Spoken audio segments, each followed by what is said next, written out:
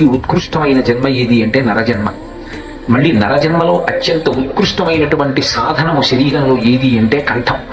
ఎందుకనంటే పరమేశ్వరుడు ఒక్క మనుష్యులకు మాత్రమే కంఠంలో స్వరపీఠికను ఉంచాడు. ఆ స్వరపీఠికని ఉంచినటువంటి కారణం చేత మాట్లాడగలిగినటువంటి శక్తి మనుష్యులకు ఉన్నది. కేవలము మాట చేత అవతల వాళ్లకు ఉన్నటువంటి కష్టాన్ని పోగొట్టచ్చు. కేవలం మాట చేత నిరుత్సాహంతో కింద పడిపోయి ఉన్నటువంటి వాడు మళ్ళీ ఉత్సాహం పొందేటట్టుగా చేయొచ్చు. మాట చేత మనిషి ఏ మార్గంలో ప్రయాణించాలో ఆ మార్గంలో ప్రయాణించేటట్టుగా దిశానిర్దేశం చేయవచ్చు. మాట చేత మనిషి మనసు నొచ్చుకుని బ్రతుకుదాం అనుకున్నవాడు చచ్చిపోయేటంత కష్టాన్ని కూడా కల్పించవచ్చు. ఒకసారి శరీరాన్ని ఒక కర్ర పెట్టి కొడితే తగిలినటువంటి దెబ్బ కాలగతిలో కొన్నాళ్లకి మాన్పు పట్టవచ్చు. కానీ మనసు గాయపడేటట్టుగా ఒక మాట మాట్లాడితే ఆ మాట వలన పొందినటువంటి కష్టం, ఆ మాట వలన పొందినటువంటి బాధ జీవితాంతం ఆ వ్యక్తిని వెంట తరుగుతూనే ఉంటుంది.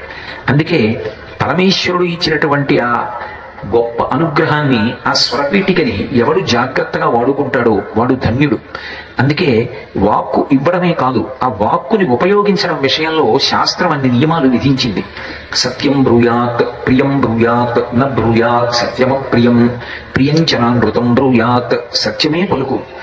ప్రియం బ్రూయాత్, నాకు సత్యం తెలుసు, నేను సత్యం చెప్తున్నాను కదా అని అవతల వాళ్ళ మనసు కష్టపడేటట్టుగా, అవతల వాళ్ళు తలపెట్టినటువంటి కార్యము భంగమైపోయేటట్టుగా తొందరపడి ఇన్నాళ్ళకి నాకు సత్యం చెప్పే అవకాశం వచ్చిందని చెప్పే ప్రయత్నం చెయ్యకు. ఆయన ఏదో యజ్ఞం చేస్తున్నాడు, పూర్ణాహుతి దాకా వెళ్ళాడు. ఆయనకి సంబంధించినటువంటి బంధువు ఎవరో రక్త సంబంధీకుడు శరీరం విడిచిపెట్టాడు. ఇన్నాళ్ళకి నాకు సత్యం చెప్పే అవకాశం వచ్చిందని ఆయన మనసు నిలబడకుండా తొందరగా వెళ్ళి అప్రియమైన ఆ మాట చెప్పడానికి ఉత్సాహం చూపించవు. సత్యం బ్రూయాత్, ప్రియం బ్రూయాత్, న బ్రూయాత్ సత్యమప్రియం, ప్రియంచ నానృతం బ్రూయాత్. అవతల వాడికి ప్రియంగా ఉంటుంది కదా అని అబద్ధాలు మాట్లాడకు. సత్యము మాట్లాడు, మధురంగా మాట్లాడు. దేన్ని సరిగ్గా వాడుకున్నా వాడుకోకపోయినా మనిషి తన కంఠాన్ని సక్రమంగా వినియోగించుకోగలిగితే, మాట సక్రమంగా వినియోగించుకోగలిగితే సమాజంలో అందరికీ శాంతిని ఇవ్వగలడు.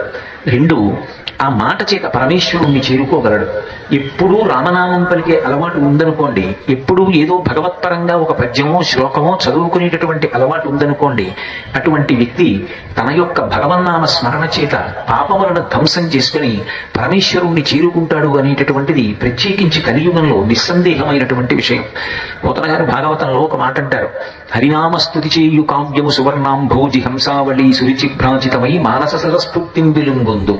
హరినామస్తుతి లేని కావ్యము విచిత్రార్థాన్వితం వయ్యు శ్రీకరమయ్యుండదయోగ్య దుర్మదన తాపోల కర్తాకృతి అంటారు. ఎంత గొప్ప కవిత్వమైనా కావచ్చు, అందులో భగవత్ శబ్దం లేనప్పుడు, భగవన్ నామము కీర్తింపబడినప్పుడు, భగవత్ కథ చెప్పనప్పుడు, మనిషిగా బ్రతకడానికి కావలసినటువంటి సందేశాన్ని అందులో ఇవ్వనప్పుడు, మనిషిని మరింత ఉన్నత పథంలో ప్రయాణించడానికి వీలుగా అతనిలోని అజ్ఞానాన్ని దహింపచేయగలిగినటువంటి సందేశాన్ని ప్రతిపాదించలేనప్పుడు ఆ వాక్కులు ఎంత గొప్ప పద కుంభనంతో ఉన్నప్పటికీ విచిత్రార్థాన్వితం వయ్యు, ఎంత విచిత్రమైనటువంటి అర్థాన్ని ప్రతిపాదించినప్పటికీ అవి పిండాలు పెట్టేటటువంటి రేవుకి కాకులు ఎలా వెళతాయో అటువంటి రేవులుగా ఉంటాయి తప్ప హంసలు తిరిగేటటువంటి మానస సరోవరంలా మాత్రం తయారు కాలేవు. హంసలు ఎప్పుడూ మానస సరోవరానికి వెళ్తాయి. మానస సరోవరంలా ఉండాలి అంటే మనిషి నోటి నుంచి వచ్చేటటువంటి వాక్కు సంస్కారయుతంగా, నిర్భయంగా చెప్పవలసిన మంచి మాట చెప్పడానికి వెనుకాడకుండా తాను మాట్లాడినటువంటి కారణం చేత 10 మందికి ఒక మార్గం దొరికి వారు మరింత మంచి మార్గంలోకి వెళ్ళేటట్టుగా చూడాలి తప్ప మాట చేత అవతల వారిని బాధ పెట్టడం, మాట చేత అవతల వారి మనసు క్లేశం పొందేటట్టుగా చెయ్యడం తన మృత్యువుని తాను వండుకోవడం, తన పుణ్యాన్ని తాను తగ్గించుకోవడం, తన తపస్సుని తాను సర్వనాశనం చేసుకోవడం కిందకు వస్తుంది. అందుకే కర్కశమైనటువంటి మాటలు ఏవి చూస్తే వింటే అలవాటు పడతాయో అటువంటివి చూడడం, అటువంటివి వినడం తగ్గించుకోవాలి. ఏవి వింటే వాక్కు పరిశుద్ధమవుతుందో, ఏవి వింటే మన వాక్కు కూడా సరళంగా ఉంటుందో, 10 మందికి శాంతినిచ్చేటట్టుగా ఉంటుందో అటువంటి వాక్కులు పలకడం ప్రయత్నపూర్వకంగా అలవాటు చేసుకోవాలి. మీరు చూడండి, శ్రీరామాయణంలో బ్రతకాలి అని అనుకున్నటువంటి సీతమ్మ దగ్గరికి ప్రతిరోజు వెళ్లి ఏ మాటలు మాట్లాడకూడదో అటువంటి మాటలు రావణాసురుడు అదే పనిగా మాట్లాడినటువంటి కారణం చేత ఆమె చనిపోవాలని నిర్ణయం తీసుకుంది. అదే తల్లి చనిపోవాలని అనుకున్నప్పుడు స్వామి హనుమ తన మాటల చేత ఊరడించి మళ్ళీ ఆమె బ్రతికేటట్టుగా చేశారు. అంటే ఒక మనిషిలో ఉత్సాహాన్ని నింపడం, ఒక మనిషిలో నైరాస్యాన్ని పోగొట్టడం, ఒక మనిషి అభివృద్ధి పదంలో ప్రయాణించేటట్టుగా చేయగలగడం వాక్కు ద్వారా సాధ్యం. అటువంటి వాక్కు భగవంతుడు కేవలం మనుష్యుడికి ఇచ్చాడు. రామ రామ రామ అందామన్నా 83,99,999 ప్రాణులకు ఆ అధికారం లేదు. ఈ 3 రోజుల ప్రవచనం విని ఈ ప్రాంగణంలోనే ఉన్నటువంటి ఒక కుక్క ఒకవేళ గత జన్మ సంస్కారం చేత శ్రీరామనామం పలుకుదామని సంకల్పం చేసినా దానికి పలకగలిగినటువంటి అదృష్టం లేదు. పలకగలిగినటువంటి వాడెవరు అంటే మనుష్యుడు ఒక్కడే. అంత గొప్ప స్వరపేటికని పరమేశ్వరుడు ఇస్తే దాన్ని భగవన్నామోచ్చరణ కొరకు, ఇతరులకు శాంతి కలగడానికి మాట్లాడడం మానేసి ఎప్పుడూ దాన్ని రూపాయి పెట్టుబడి లేనటువంటి సంతోషాన్ని పొందించగలిగినటువంటి సాధనంగా వాళ్ళ మీద వీళ్ళ మీద అక్కర్లేని మాటలు మాట్లాడడం, ఎప్పుడూ ఎవరినో నింద చేస్తూ మాట్లాడడం, దాని ద్వారా స్వరపేటికని దుర్వినియోగం చేసుకోవడం, మళ్ళీ పరమేశ్వరుడు వీరొకసారి నరజన్మ ఇచ్చి వీరికి నేను స్వరపేటిక ఇవ్వాలనేటటువంటి ఉత్సాహం మీద నీళ్లు చల్లడమే అవుతుంది. దాని వలన తన యొక్క జన్మ పరంపరని తాను పాడు చేసుకున్నవాడు అవుతాడు. అందుకే మీరు ఒక కోణంలో ఆలోచన చేస్తే అసలు శ్రీరామాయణం అంతా వాగ్వైభవమే. స్వామి హనుమ వాయుపుత్రుడు. వాయుపుత్రుడు అన్న మాటకు అర్థం వాయువు యొక్క పుత్రుడు ఎవరు అంటే శబ్దం. ఎందుచేత అంటే నేను మాట్లాడాలనుకోండి ఊపిరి తీయాలి. ఊపిరి ఏది? వాయువు. నేను లోపలికి ఊపిరి పీలిస్తే పీల్చినటువంటి ఊపిరిని మళ్ళీ విడిచిపెట్టేటప్పుడు వాక్కుగా మారుస్తాను. లోపలికి ఊపిరి పీల్చకుండా పీలుస్తూ మాట్లాడండి అన్నారు అనుకోండి, అది సంభవం కాదు. ఊపిరి తీస్తూ మాట్లాడలేను. తీసిన ఊపిరి విడిచిపెట్టేటప్పుడు ఊపిరిని వాక్కుగా వేయించేస్తాను. కాబట్టి వాయువునకు పుత్రుడు ఎవరు అంటే వాక్కు. ఆ వాక్కు అగ్ని, దాహక శక్తితో ఉంటుంది. ఏమీ తెలియనటువంటి వాడి దగ్గరికి వెళ్ళి గురువు గారు 4 మంచి మాటలు చెప్పారనుకోండి, వాడి అజ్ఞానము కాలిపోయి జ్ఞానం కలుగుతుంది. అగ్ని బాహ్యంలో వస్తువుని ఎలా దహిస్తుందో అలాగే వాక్కు అజ్ఞానాన్ని దహించేస్తుంది. వాక్కు మనిషిని మంచి మార్గంలో ప్రయాణించేటట్టుగా చేస్తుంది. అంత గొప్ప వాక్కు కలిగినటువంటి వారు వాక్యజ్ఞుడు, వాక్య విశారదుడు స్వామి హనుమ. అందుకే సూర్య భగవానుడు స్వామి హనుమకి గురుత్వం వహించినప్పుడు ఆయన ఒక ప్రతిజ్ఞ చేశారు. నేను నా శిష్యుణ్ణి గొప్ప వాంగ్మిగా తయారు చేస్తాను. ఏన వాంగ్మి భవిష్యతి. ఆయనతో సమానంగా మాట్లాడగలిగినటువంటి వాడు ఉండడు. ఆయన మాట్లాడితే ఎప్పుడూ అవతలవాడికి ఏదో ప్రయోజనం కలుగుతుంది తప్ప అసలు ఆ వాక్కుల వలన అవతలవాడు పతనమయ్యేటటువంటి అవస్థ ఆయన కల్పించరు.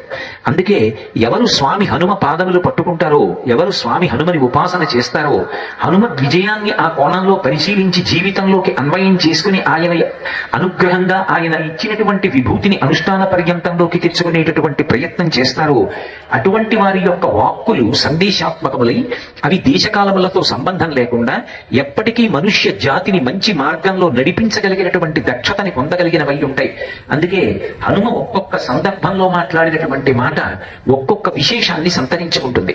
అసలు మనిషి ఎలా మాట్లాడాలి, వాక్కుని ఎలా సద్వినియోగం చేసుకోవాలి అంటే శ్రీరామాయణంలో స్వామి హనుమ ఎన్ని సందర్భాలలో మాట్లాడారో పరిశీలిస్తే ఒక్కొక్క సందర్భంలో ఆయన మాట్లాడినటువంటి మాటలలో ఒక్కొక్క విశేషం కనపడుతుంది.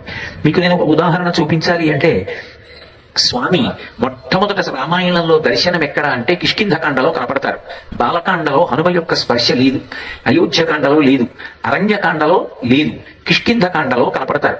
కిష్కింధకాండ ప్రారంభంలోనే రామలక్ష్మణులు ఇద్దరూ కూడా ఋష్యమూక పర్వతం దగ్గర బయలుదేరి నడుస్తూ మాట్లాడుకుంటూ వెడుతున్నటువంటి సందర్భంలో మొట్టమొదట సుగ్రీవుడు చూస్తాడు. ఆయనకి ఎప్పుడూ భయం. వాలి సుగ్రీవుడి కన్నా కొన్ని రెట్లు బలవంతుడు. ఆ వాలి సుగ్రీవుణ్ణి మట్టు పెట్టాలని ప్రయత్నం చేస్తున్నాడు. ఋషి యొక్క శాపకారణం చేత వాలి రాలేడు కనుక సుగ్రీవుడు ఎప్పుడూ మలయ పర్వతం మీద ఉంటాడు. కానీ రామలక్ష్మణులు ఇద్దరి యొక్క తేజస్సు చూశాడు. వాళ్ళ తేజస్సు చూడగానే ఆయనకు అనుమానం వచ్చింది. బహుశः వాలి తనంత తాను ఈ పర్వతం మీదకి రాలేడు కనుక నన్ను చంపడం కోసం ఎవరో ఇద్దరు రాజకుమారుల్ని నియోగించాడు. వాళ్ళ తేజస్సు చూస్తేనే భయమేస్తోంది. కాబట్టి వాళ్ళు నన్ను మట్టు పెట్టడానికే వచ్చి ఉంటారు. ఎప్పుడైతే పిరికితనం కలిగిందో, ఎప్పుడైతే మనిషిలో భయం ఏర్పడిందో, అది వెంటనే మంచి ఆలోచన యొక్క గొంతు నొక్కేస్తుంది. ఒకసారి శోకం అన్నది లోపల నుంచి వచ్చిందనుకోండి, భయం వచ్చిందనుకోండి, ఆందోళన వచ్చిందనుకోండి, ఇక ఆలోచన రాదు. సదాలోచన రాకుండా ఎప్పుడూ ఏదో భయంతో కూడుకున్న ఆలోచనలు వచ్చేస్తాయి. దానివల్ల అస్థిమితం ఏర్పడుతుంది. శోకో నాశయితే సర్వం. శోకో నాశయితే శృతం అని విన్నదాన్ని మరిచిపోయేటట్టుగా చేస్తుంది. అన్నిటికన్నా ప్రబల శత్రువు ఎవరు అంటే శోకమే.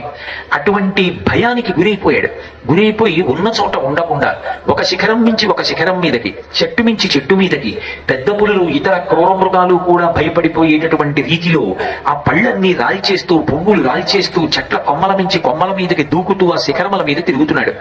ఆయనతో పాటు ఉన్నటువంటి 4 మంత్రులు కూడా ఆయనతో పాటే దూకుతూ అటు ఇటు పారిపోతున్నారు. ఎందుకని అంటే ఏమో ఏ శిఖరం మీద నిలబడితే గురి చూసి బాణ ప్రయోగం చేసి కొట్టి చంపేస్తాడో అందుకని ఒక చోట ఉండకుండా దూకి అటు ఇటు వెళ్ళిపోతున్నప్పుడు మొట్టమొదట స్వామి హనుమ మాట్లాడడం ప్రారంభం చేస్తారు. అసలు నువ్వు దేనికి భయపడుతున్నావు? ఎందుకు ఇలా దూకుతున్నావు? ఎందుకు శిఖరం నుంచి శిఖరం మీద పెడుతున్నావు? ఎందుకు ఈ చెట్లెక్కి దూకుతున్నావు? నీ భయం అంతా ఏమిటంటే వాళ్ళిద్దరూ ఎవరో రాజకుమారులై ఉంటారు, నిన్ను చంపడానికి వాలి పంపాడని నువ్వు అనుకుంటున్నావు. ఆ విషయం నిర్ధారణ అయిందా? వాళ్ళెవరో కనుక్కున్నావా? ఎందుకు వచ్చారో తెలుసుకున్నావా? ఏమీ తెలుసుకోకుండా, ఏమీ కనుక్కోకుండా, ఏమీ నిర్ధారణ కాకుండా ముందే నువ్వు భయపడిపోయి అనాలోచితమైనటువంటి చర్యలు చేసి ఈ పిరికితనం ఏమిటి? మంత్రి అవసరమైతే ప్రభువుతో నిర్భయంగా మాట్లాడగలగాలి తప్ప అన్ని వేళలా ప్రభువుని పొగుడుతూ ఉండడం, ఆయన తప్పు చేస్తున్నా సరే ఆయన తప్పు చేస్తున్నాడని తెలిసి కూడా నిగ్రహించకుండా, ప్రకటనంగా మాట్లాడకుండా భీతితో ఆయనని అనువర్తించి ఉండడం, అలా మాట్లాడితే తన పదవికి ఏమైనా భయం వస్తుందేమోనని ప్రభువుతో సత్యం పలకపోవడం మంత్రికి ఉండవలసినటువంటి లక్షణం కాదు. మంత్రి నిర్భయంగా రాజుతో మాట్లాడాలి. అందుకే స్వామి హనుమ నిలదీసి మాట్లాడతారు. అహోశాఖాం మృగత్వంతే వ్యక్తమేవ ప్లవంగమ లఘుచిత్తకమాత్మానంద స్థాపయసి యోమత అంటారు. నువ్వు నీ శరీరానికి సంబంధించినటువంటి వానర బుద్ధి బయట పెట్టుకుంటున్నావు. ఏమిటి గొంతులు, ఏమిటి దూకడం, ఏమిటి పర్వత శిఖరాల మీద ఎగరడం, ఏమిటి పిరికితనం? అసలు ఎవరో కనుక్కోవా? ఇటువంటి వాడివి నువ్వు రాజుగా అవుతావు. నువ్వు నీ కింద పరిపాలింపబడేటటువంటి వాళ్ళని ఎలా రక్షిస్తావు? నీకే స్థిమితం లేదు. చిన్న సంఘటన ఏదైనా జరిగినా, ఏదైనా ఒక విషయం కనపడినా నువ్వే విచలితుడైపోతావు, నువ్వే భయపడిపోతావు. ఎందుకు ఈ పరుగు? స్థిమితంగా నిలబడి మాట్లాడు ముందు. నిజంగా ఎంత ధైర్యంగా, ఎప్పుడు ఏ సందర్భంలో ఎవరితో ఎలా మాట్లాడి మార్గదర్శనం చెయ్యాలో అలా మాట్లాడతారు. ఒక్కొక్కసారి మాట్లాడేటప్పుడు పరమ మర్యాదగా మాట్లాడటం కుదరదు. తండ్రి గారే నూతిలో పడిపోయాడు చూసుకోకుండా. తండ్రి గారు కదా, మహానుభావుడు కదా, ఆయన నూతిలో పడిపోతే పరమ మర్యాదతో గౌరవంతో ప్రవర్తించాలి తప్ప ఆయన్ని మనం ఎలా పడితే అలా ముట్టుకుని, ఎలా పడితే అలా ప్రయత్నించకూడదని చూడకూడదు. అవసరమైతే 4 దూకి ఈతరాని తండ్రిని పైకెత్తేటప్పుడు కాళ్లతో పైకెత్తుతారు, చేతులతో పైకెత్తుతారు. పట్టుకోవయా గట్టిగా ముందు జారిపోతావు, ఏమిటా భయం అని చెప్పి ఆ చుట్టూ ఉన్న వాళ్ళు ఏకవచన ప్రయోగమైన చేసి ముందు పైకి లాగేస్తారు. రక్షించడం ప్రధానం తప్ప రక్షించేటప్పుడు మళ్ళీ అయ్యో అలా చేస్తే బాగుంటుందా అండి, ఆయన గౌరవనీయుడు కదా అండి, ఆయన్ని పైకెత్తితే కుర్చీలో కూర్చోబెట్టి పైకెత్తాలి కానీ అలా మోకాళ్లతోటి కాళ్లతోటి ఎత్తచ్చా అండి, తగ్గినట్టు అవుతుంది కదండి అన్నప్పుడు అక్కర్లేనంతా మీరు పట్టించుకున్నారనుకోండి, అవతల వాడికి ప్రయోజనం సాధించడం సాధ్యం కాదు. ముందు రక్షించడం ప్రధానమైనప్పుడు ఎలాగో అలా రక్షించాలి. ఆయన పడుకున్నాడు, గదిలో అగ్నిహోత్రం అంటుకుంది, పటాలుడు లేచాడు, గడపంతా కూడా మంట రగులుతోంది. ఎలాగో అలా కంఠం పట్టుకునైనా ముందు చటుక్కున బయటికి ఇచ్చేయాలి. అంతేకాని ఆయన చొక్కా పట్టుకుంటే బాగుంటుందా, ఆయన బయటికి ఇచ్చేస్తే బాగుంటుందా అని గౌరవం ప్రకటించి అయ్యో తమ పట్ల మేము అలా ప్రవర్తించకూడదంటే కాలి బుగ్గైపోతాడు. ఒక్కొక్కసారి మాట కటువుగా ఉన్నట్టుగా ఉంటుంది, అది కటువుతనం కాదు. ఆ సందర్భం అనకు అలా మాట్లాడాలి, లేకపోతే నిలబడడు. అది హే మహారాజా మీ అంతటి విద్వాంసులు ఉన్నారా, మీరు సమస్తము తెలిసిన వారు అని ఉపోద్ఘాతాలు మొదలు పెడితే అసలు ఆ తర్వాత వినే మాట కూడా వినడం. అందుకే ప్రారంభమే అహోశాఖా మృగత్వం వ్యక్తమేవ ప్లవంగమ, ఏమిటి వానర బుద్ధి బయట పెంచుకుని పిచ్చి గంతులు నిలబడబోదు. మాట్లాడడం అంటే స్వామి హనుమని చూసి నేర్చుకోవాలి. ఎప్పుడు ఏ సందర్భంలో ఎలా మాట్లాడాలో అలా మాట్లాడడం వల్ల ఆయన సుగ్రీవుడి పట్ల భక్తి లేని వారు కారు, అపారమైన భక్తి గౌరవం ఉన్నవారు. కానీ ప్రభువు తప్పు చేస్తున్నాడు, తప్పు చేస్తున్నప్పుడు దిద్దాలి. దిద్దడానికి ఎలా ప్రవర్తించాలో అలా దిద్దుతారు. ఒకప్పుడు శంకర భగవత్పాదులు కాశీపట్టణంలో వెడుతున్నప్పుడు ఒక బ్రాహ్మణుడు వ్యాకరణాంతర్గతమైనటువంటి డుక్రుంకరణి సూత్రములను పారాయణ చేస్తున్నాడు.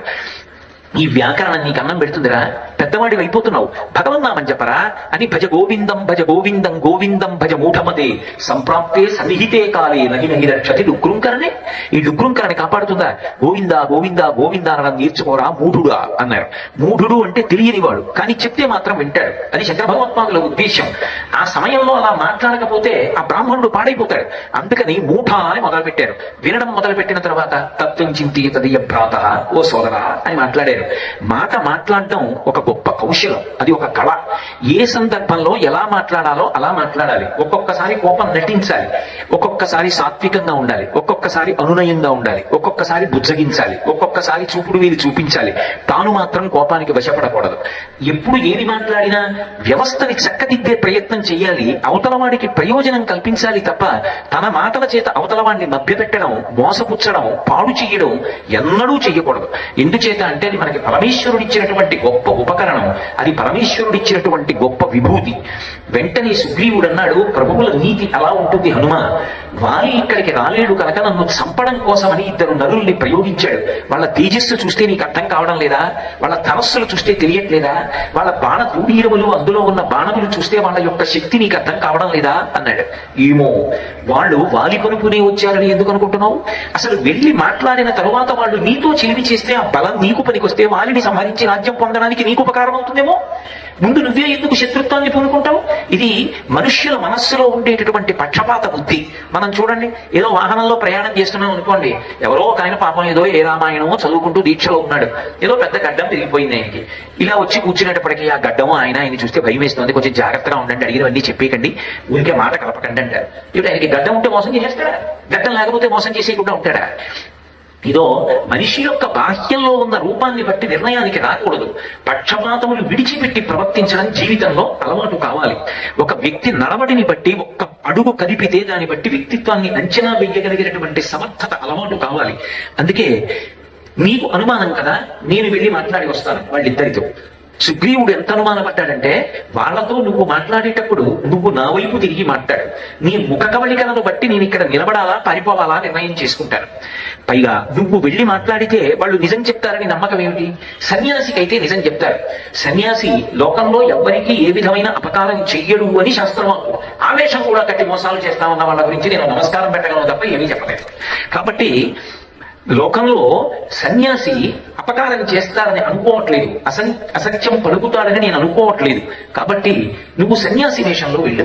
సన్యాసి వేషం ధరించి హనుమ రామలక్ష్మణుల దగ్గరికి వెళ్ళారు, అది ప్రథమ సమాగమం. కానీ రామలక్ష్మణుల ఇద్దరి దగ్గరికి వెళ్ళి నిలబడగానే ఆయనకి అర్థమైంది, వాళ్ళు మహా తేజోమూర్తులు, వాళ్ళ దగ్గర మనం ఇలా వేషాలు కట్టి శఠుడిగా ప్రవర్తించవలసిన అవసరం లేదు. వెంటనే భిక్షురూపం పరిత్యజ్య తన భిక్షురూపాన్ని విడిచిపెట్టేశారు.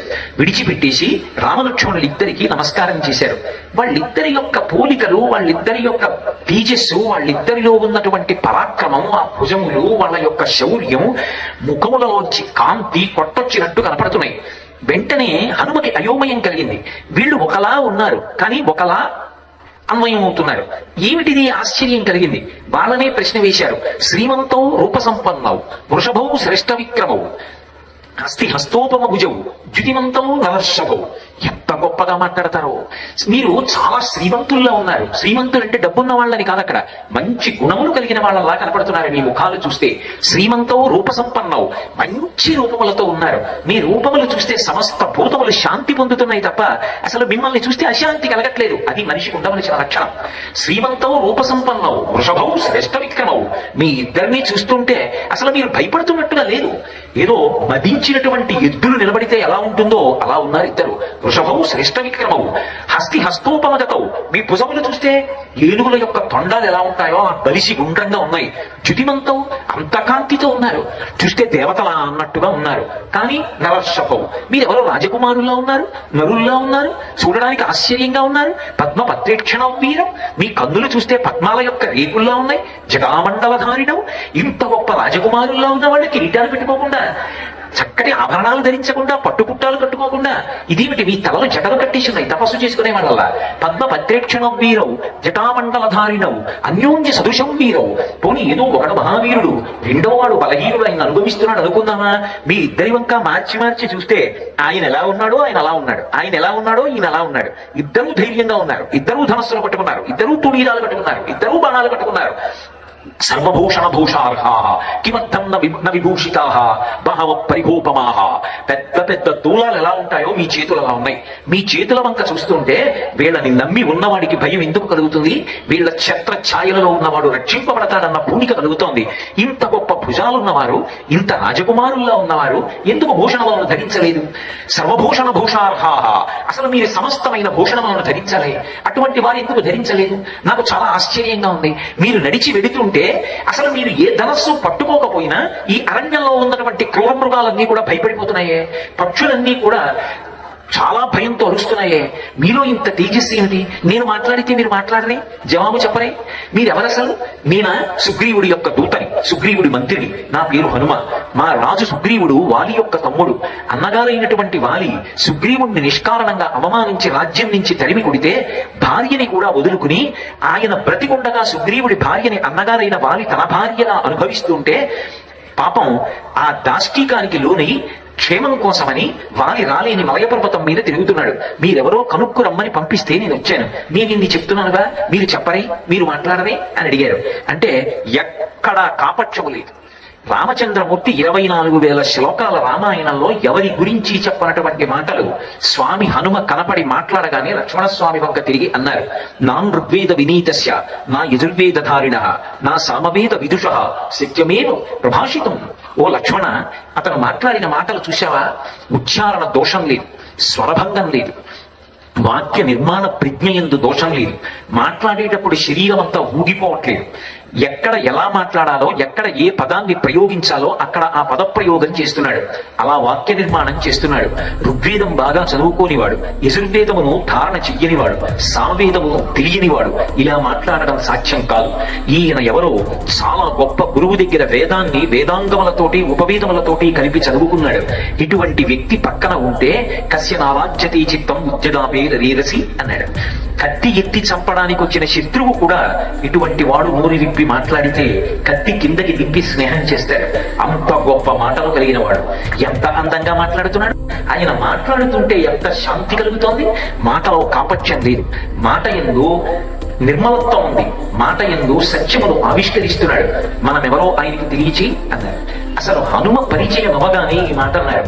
నిజమే, మహానుభావుడు సూర్యుడి దగ్గర వేదాధ్యయనం చేశాడు. ఋగ్వేదము గీతములుగా ఉంటుంది, రుక్కులుగా ఉంటుంది, మంత్రములుగా ఉంటుంది. ఆ ఋగ్వేదం బాగా చదువుకున్నవాడు ఆ వాక్య నిర్మాణం చేసినప్పుడు, మాట్లాడినప్పుడు శ్రావ్యంగా ఉంటుంది. నా యజుర్వేద వినీతస్య, ఒక కార్యాన్ని సాధించుకోవడానికి ఋగ్వేదంలో ఉన్నటువంటి రుక్కులని యజ్ఞమునందు మంత్రములుగా ఉపయోగించి కార్య సాధన చేస్తారు. అందుకే యజ్ అంటే ఆరాధన, సామ అంటే శాంతి.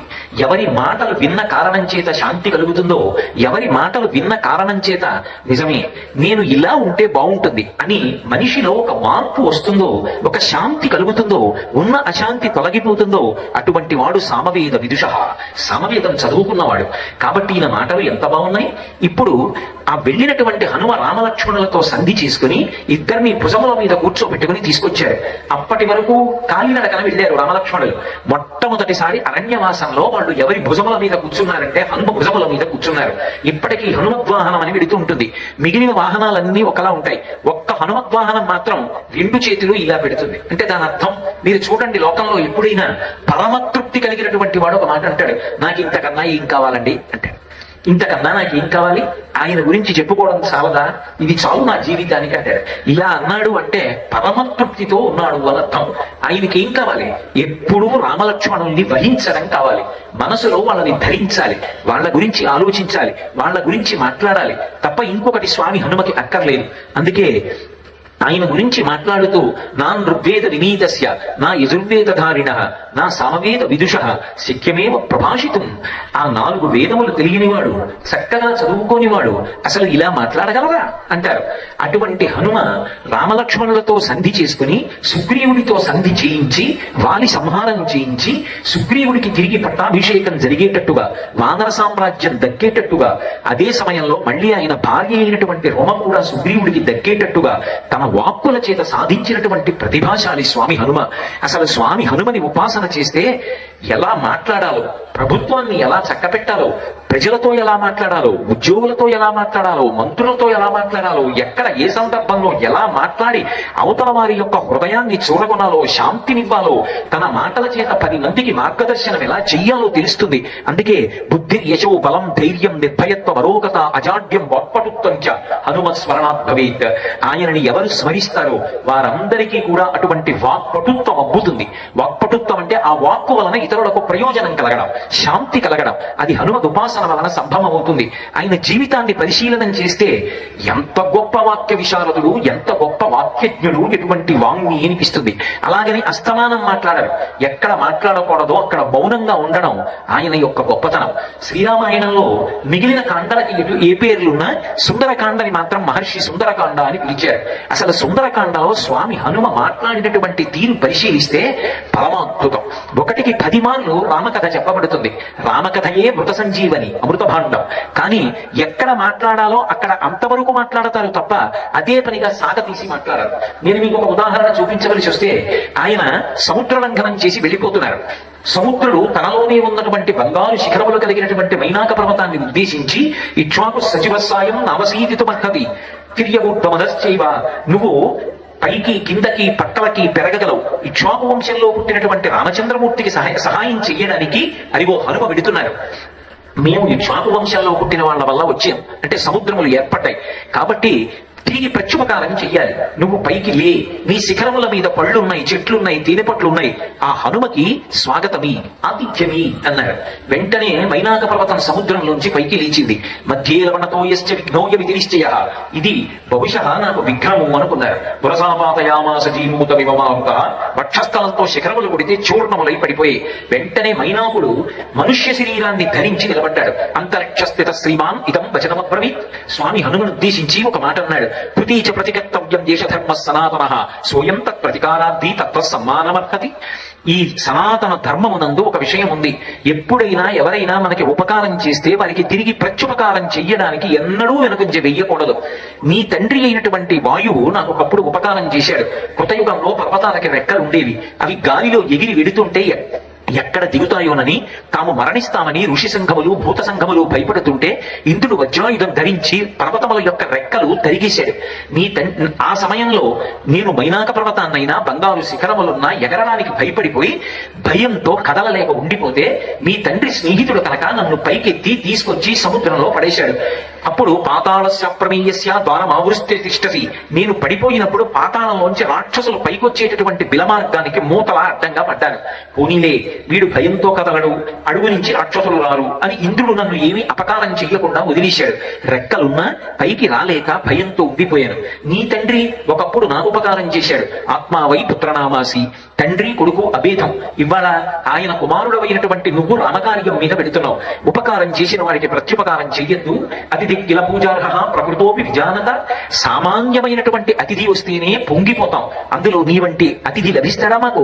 కాబట్టి ఒక్కసారి నిపత్యమశృంగేషు విశ్రమస్వయ భాసుఖం, నా శిఖరముల మీద వాలు కూర్చో, కాస్త తేనె తాగు, 2 పళ్ళు తిను, తర్వాత బయలుదేరు. అప్పుడు నిలబడి మాట్లాడారనుకోండి, బయలుదేరే ముందు ఏమని ప్రతిజ్ఞ చేశారు హనుమ? యథానాగవదిర్ముక్త శరస్వసన విక్రమ గచ్చేతత్వమిష్యామి లంకాం రావణపాలితాం నహి ద్రక్ష్యామి ఇది లంకాయాం జనకాత్మజాం అనేనైవ హి వేగేన గమిష్యామి సురాలయం బద్వానక్షతరాజేన మానయిష్యామి రావణం సర్వదా కృతకార్యోహామిష్యామి సహసీతయా. అది కదా ఆయన ప్రతిజ్ఞ. నేను రామచంద్రమూర్తి యొక్క కోదండము నుంచి వినిర్ముక్తమైనటువంటి బాణము ఎలా మధ్యలో ఆగకుండా లక్ష్యం మీద పడడానికి వెళ్ళిపోతుందో అలా వెళతాను తప్ప ఆగనన్నారు. మరి వెడుతున్న వారు మధ్యలో మైనాకుడు ఆతిథ్యం ఇస్తానన్నారు కదా అని ఆగి మాట్లాడి వెడితే చేసినటువంటి ప్రతిజ్ఞకి భంగం కాదు. అలాగని ఎంతో ప్రేమతో ఆతిథ్యం ఇచ్చినటువంటి వారి పట్ల నిరాదరణ భావంతో నాకు అక్కర్లేదని నేను వెళ్ళిపోతే అది తిరస్కరించినట్లు కాదు. వెంటనే ఎంత అందంగా మాట్లాడతారో. ప్రీతోస్మికృతమాతిథ్యం మంజురేషోపనీయతాం త్వరతే కార్యకాలో మే అహస్యా ప్రతివర్తతే ప్రతిజ్ఞాతమయా దత్తానస్తాతవ్య విహాంకరే అంటారు. నాయన, నువ్వు నాకు ఆతిథ్యం ఇచ్చినట్టే, నేను స్వీకరించినట్టే. ప్రీతోస్మికృతమాతిథ్యం మంజురేషోపనీయతాం. అవతల వేళ దాటిపోతోంది. త్వరతే కార్యకాలో మే అహస్యా ప్రతివర్తతే. నేను చీకటి పడే లోపల లంకాపట్టణాన్ని చేరిపోవాలి, ప్రతిజ్ఞ చేశాను రామబాణంలా వెళతానని. కాబట్టి నీవు నాకు ఆతిథ్యం ఇచ్చినట్టే భావన చేస్తున్నానని తన చేతితో ఒక్కసారి శిఖరములను స్పృశించి ముందుకు వెళ్ళిపోయారు. ఆయన మాట్లాడితే అంత అందంగా ఉంటుంది. ఒక్కొక్కసారి అవతల వాడు అమాయకత్వంతో ఒక కార్యక్రమాన్ని పెట్టవచ్చు, కానీ అది యోగ్యమైనది కాదు అని తిరస్కరించవలసి వచ్చినప్పుడు కూడా అంత మృదు అయినటువంటి మాటతో తిరస్కరించగలగాలి. అది స్వామి హనుమని ఉపాసన చేస్తే తెలుస్తుంది. అందుకే ఒకసారి పర్వత శిఖరములను స్పృశించి తన మార్గంలో తాను వెళ్ళిపోయారు. అయం వాతాత్మజ శ్రీమాన్ పర్వతే సాగరోపరి. అదిగో మహానుభావుడు సముద్రం మీద వెళ్ళిపోతున్నాడమ్మా నిర్భయంగా. ఏది ముహూర్తం విఘ్నమాచర. నాగమాత సొరసని పిలిచారు. సొరస ఎవరో కాదు, కద్రువ. అందుకే నాగమాత కద్రువ సొరసగా వచ్చింది. కాబట్టి ఇది ఒక్కసారి ఒక విఘ్నాన్ని కల్పించి తట్టుకుంటాడో, విఘ్నం వచ్చిందని సతికిల పడిపోతాడో, భయపడిపోతాడో చూస్తాం. సొరస అడ్డొచ్చి పెద్ద నోరు తెరిచింది. ఆయన ఇదేమిట్రా విఘ్నం వచ్చింది, ఇంతవరకు మైనాక పర్వతాలు వచ్చాయి, 14 పర్వత శిఖరాలు ఆగమన్నాయి, తేనె తాగమన్నాయి, పళ్ళు తినమన్నాయి, కాసేపు కూర్చోమన్నాయి, విశ్రాంతి తీసుకోమన్నాయి, దాటిపోవడం పర్వాలేదు, ఈవిడ అడ్డొచ్చి మింగేస్తానంటోంది. ఆయన భయపడలేదు. ప్రహృష్టవదన శ్రీమాం ఇదం వచనమబ్రవీత్. అది స్వామి హనుమంటే. విఘ్నములు కలిగిన ఆయనకేం తొట్టుబాటు ఉండదు, తన పథంలో తాను దూసుకుపోతారు. అందుకే ఏమీ భయం పొందలేదు. ఆవిడంది, నాయన నువ్వు నాకు ఆహారం అయిపోవాలి, కాబట్టి నీవు నా నోట్లో ప్రవేశించు, నేను ఆహారంగా నీ స్వీకరిస్తాను. ఆహారం తినేవాడు తీసి నోట్లో పెట్టుకోవాలి తప్ప నా నోట్లోకి రానకూడదు. అందులోనే చమత్కారం తెలుస్తోంది. కాబట్టి ఆవిడంది, నిన్ను నేను భుజించాలి, నా నోట్లోకి ప్రవేశించు. వెంటనే రామకథ చెప్తారు. కానీ చెప్పేటప్పుడు మళ్ళీ ఏదో పుత్రకామేష్టి అశ్వమేధ యాగం దగ్గర నుంచి మాట్లాడరు. ఎక్కడ సంక్షిప్తంగా మాట్లాడాలో అక్కడ అంత సంక్షిప్తంగా మాట్లాడతారు. అది ఆయన ప్రజ్ఞ తప్ప అన్ని వేళలా అదే పనిగా మాట్లాడకూడదు. ఎక్కడ ఎంత మాట్లాడాలో అంత మాట్లాడాలి. ఒక్కొక్కసారి చిన్న మాటలలో అద్భుతమైనటువంటి సారమును పొదగగలగాలి. ఒక్కొక్కసారి అవసరమైతే 2 గంటలు మాట్లాడగలగాలి. భూపసభాంతరాళవన పుష్కల వాక్యతురత్వ మాజి బాహాపటు శక్తియు యశమనం దలురక్తియు ప్రకృతి సిద్ధగుణంబులు సజ్జనాడికి. సభలోకి వచ్చినప్పుడు పుష్కల వాక్యతురత్వం కలిగి ఉండడం సజ్జనుల యొక్క లక్షణం. కాబట్టి ఆయన అన్నారు, రామో దాశరథిర్నామా ప్రవిష్టో దండకాననం లక్ష్మణేన సహభ్రాత వైదేహ్యా చ అభిభార్యయ అథవా మైథిలీం దృష్ట్వా రామంచాక్లిష్టకారిణం ఆగమిష్యామితే వక్రం సత్యం ప్రతిశృణోమితే. అమ్మ, అయోధ్యా నగరానికి ప్రభు అయినటువంటి దశరథ మహారాజు గారి పెద్ద కుమారుడైన రామచంద్రమూర్తి సత్యమునకు ధర్మమునకు కట్టుబడి తమ్ముడైన లక్ష్మణుడితో భార్య అయిన సీతమ్మతో దండకారణ్యంలోకి ప్రవేశిస్తే దుర్మార్గుడైన రాక్షసుడు రావణుడు ఆయన భార్య సీతమ్మని అపహరించాడమ్మా. రాముని ఆజ్ఞ మేరకి సీతమ్మ జాడ కనిపెట్టడానికి బయలుదేరి వెడుతున్నాను. తల్లి అనుజ్ఞనియ్యి, సీతాన్వేషణం చేసి సీతమ్మ జాడ కనిపెట్టి రామచంద్రమూర్తికి చెప్పి వచ్చి నీ యొక్క వక్రంలోకి ప్రవేశిస్తాను.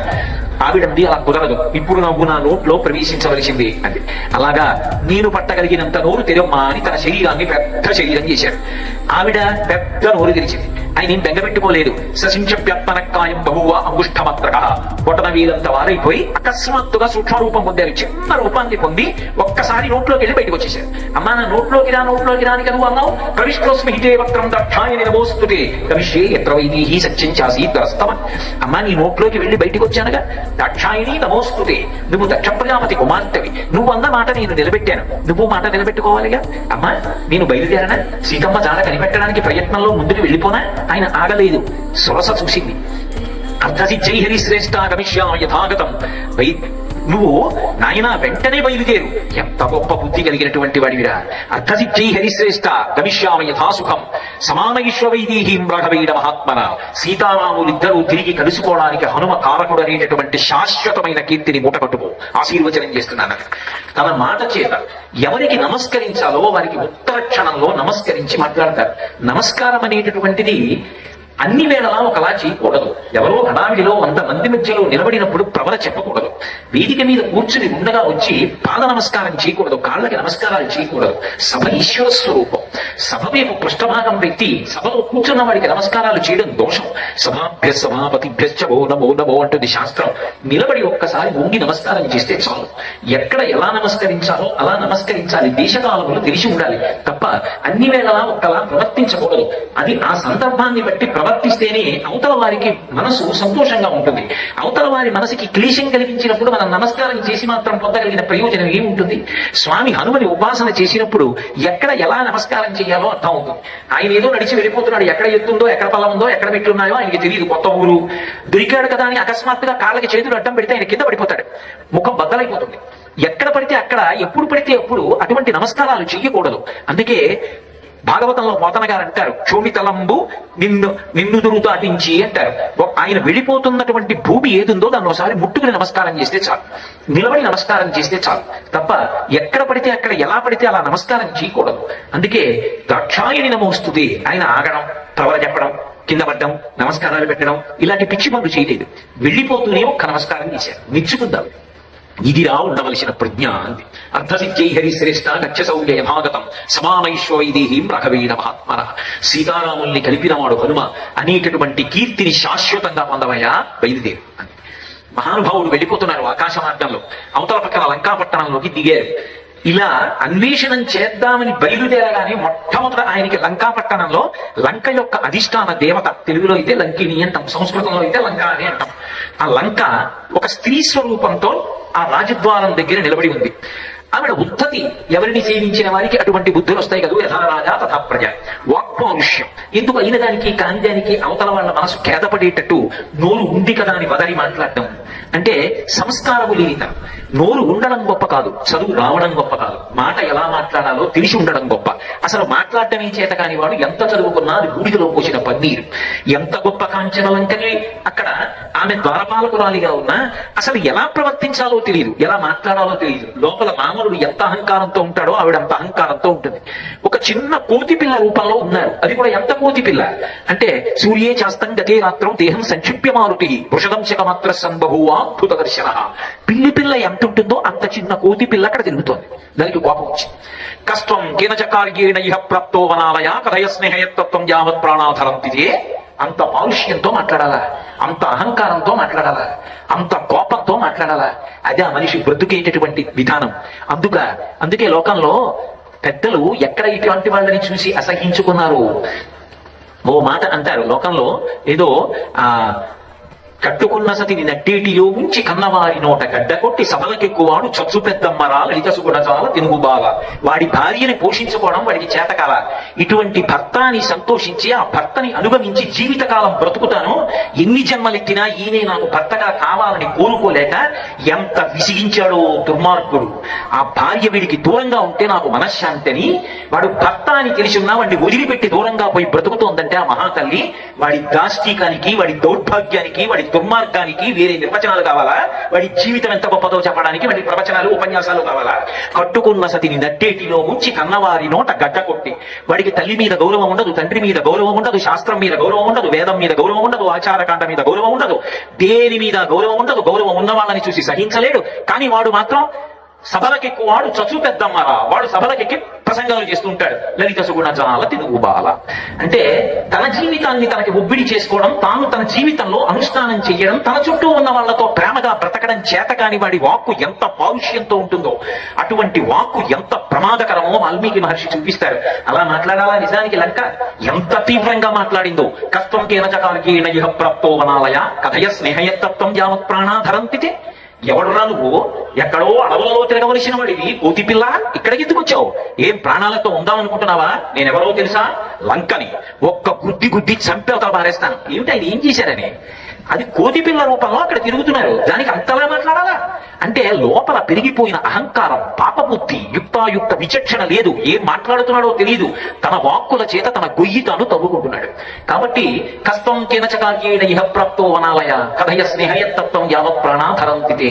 కానీ మహానుభావుడు హనుమ ఆయన వెంటనే ప్రతిస్పందించి ఆమె ఎలా మాట్లాడిందో అలా మాట్లాడారు.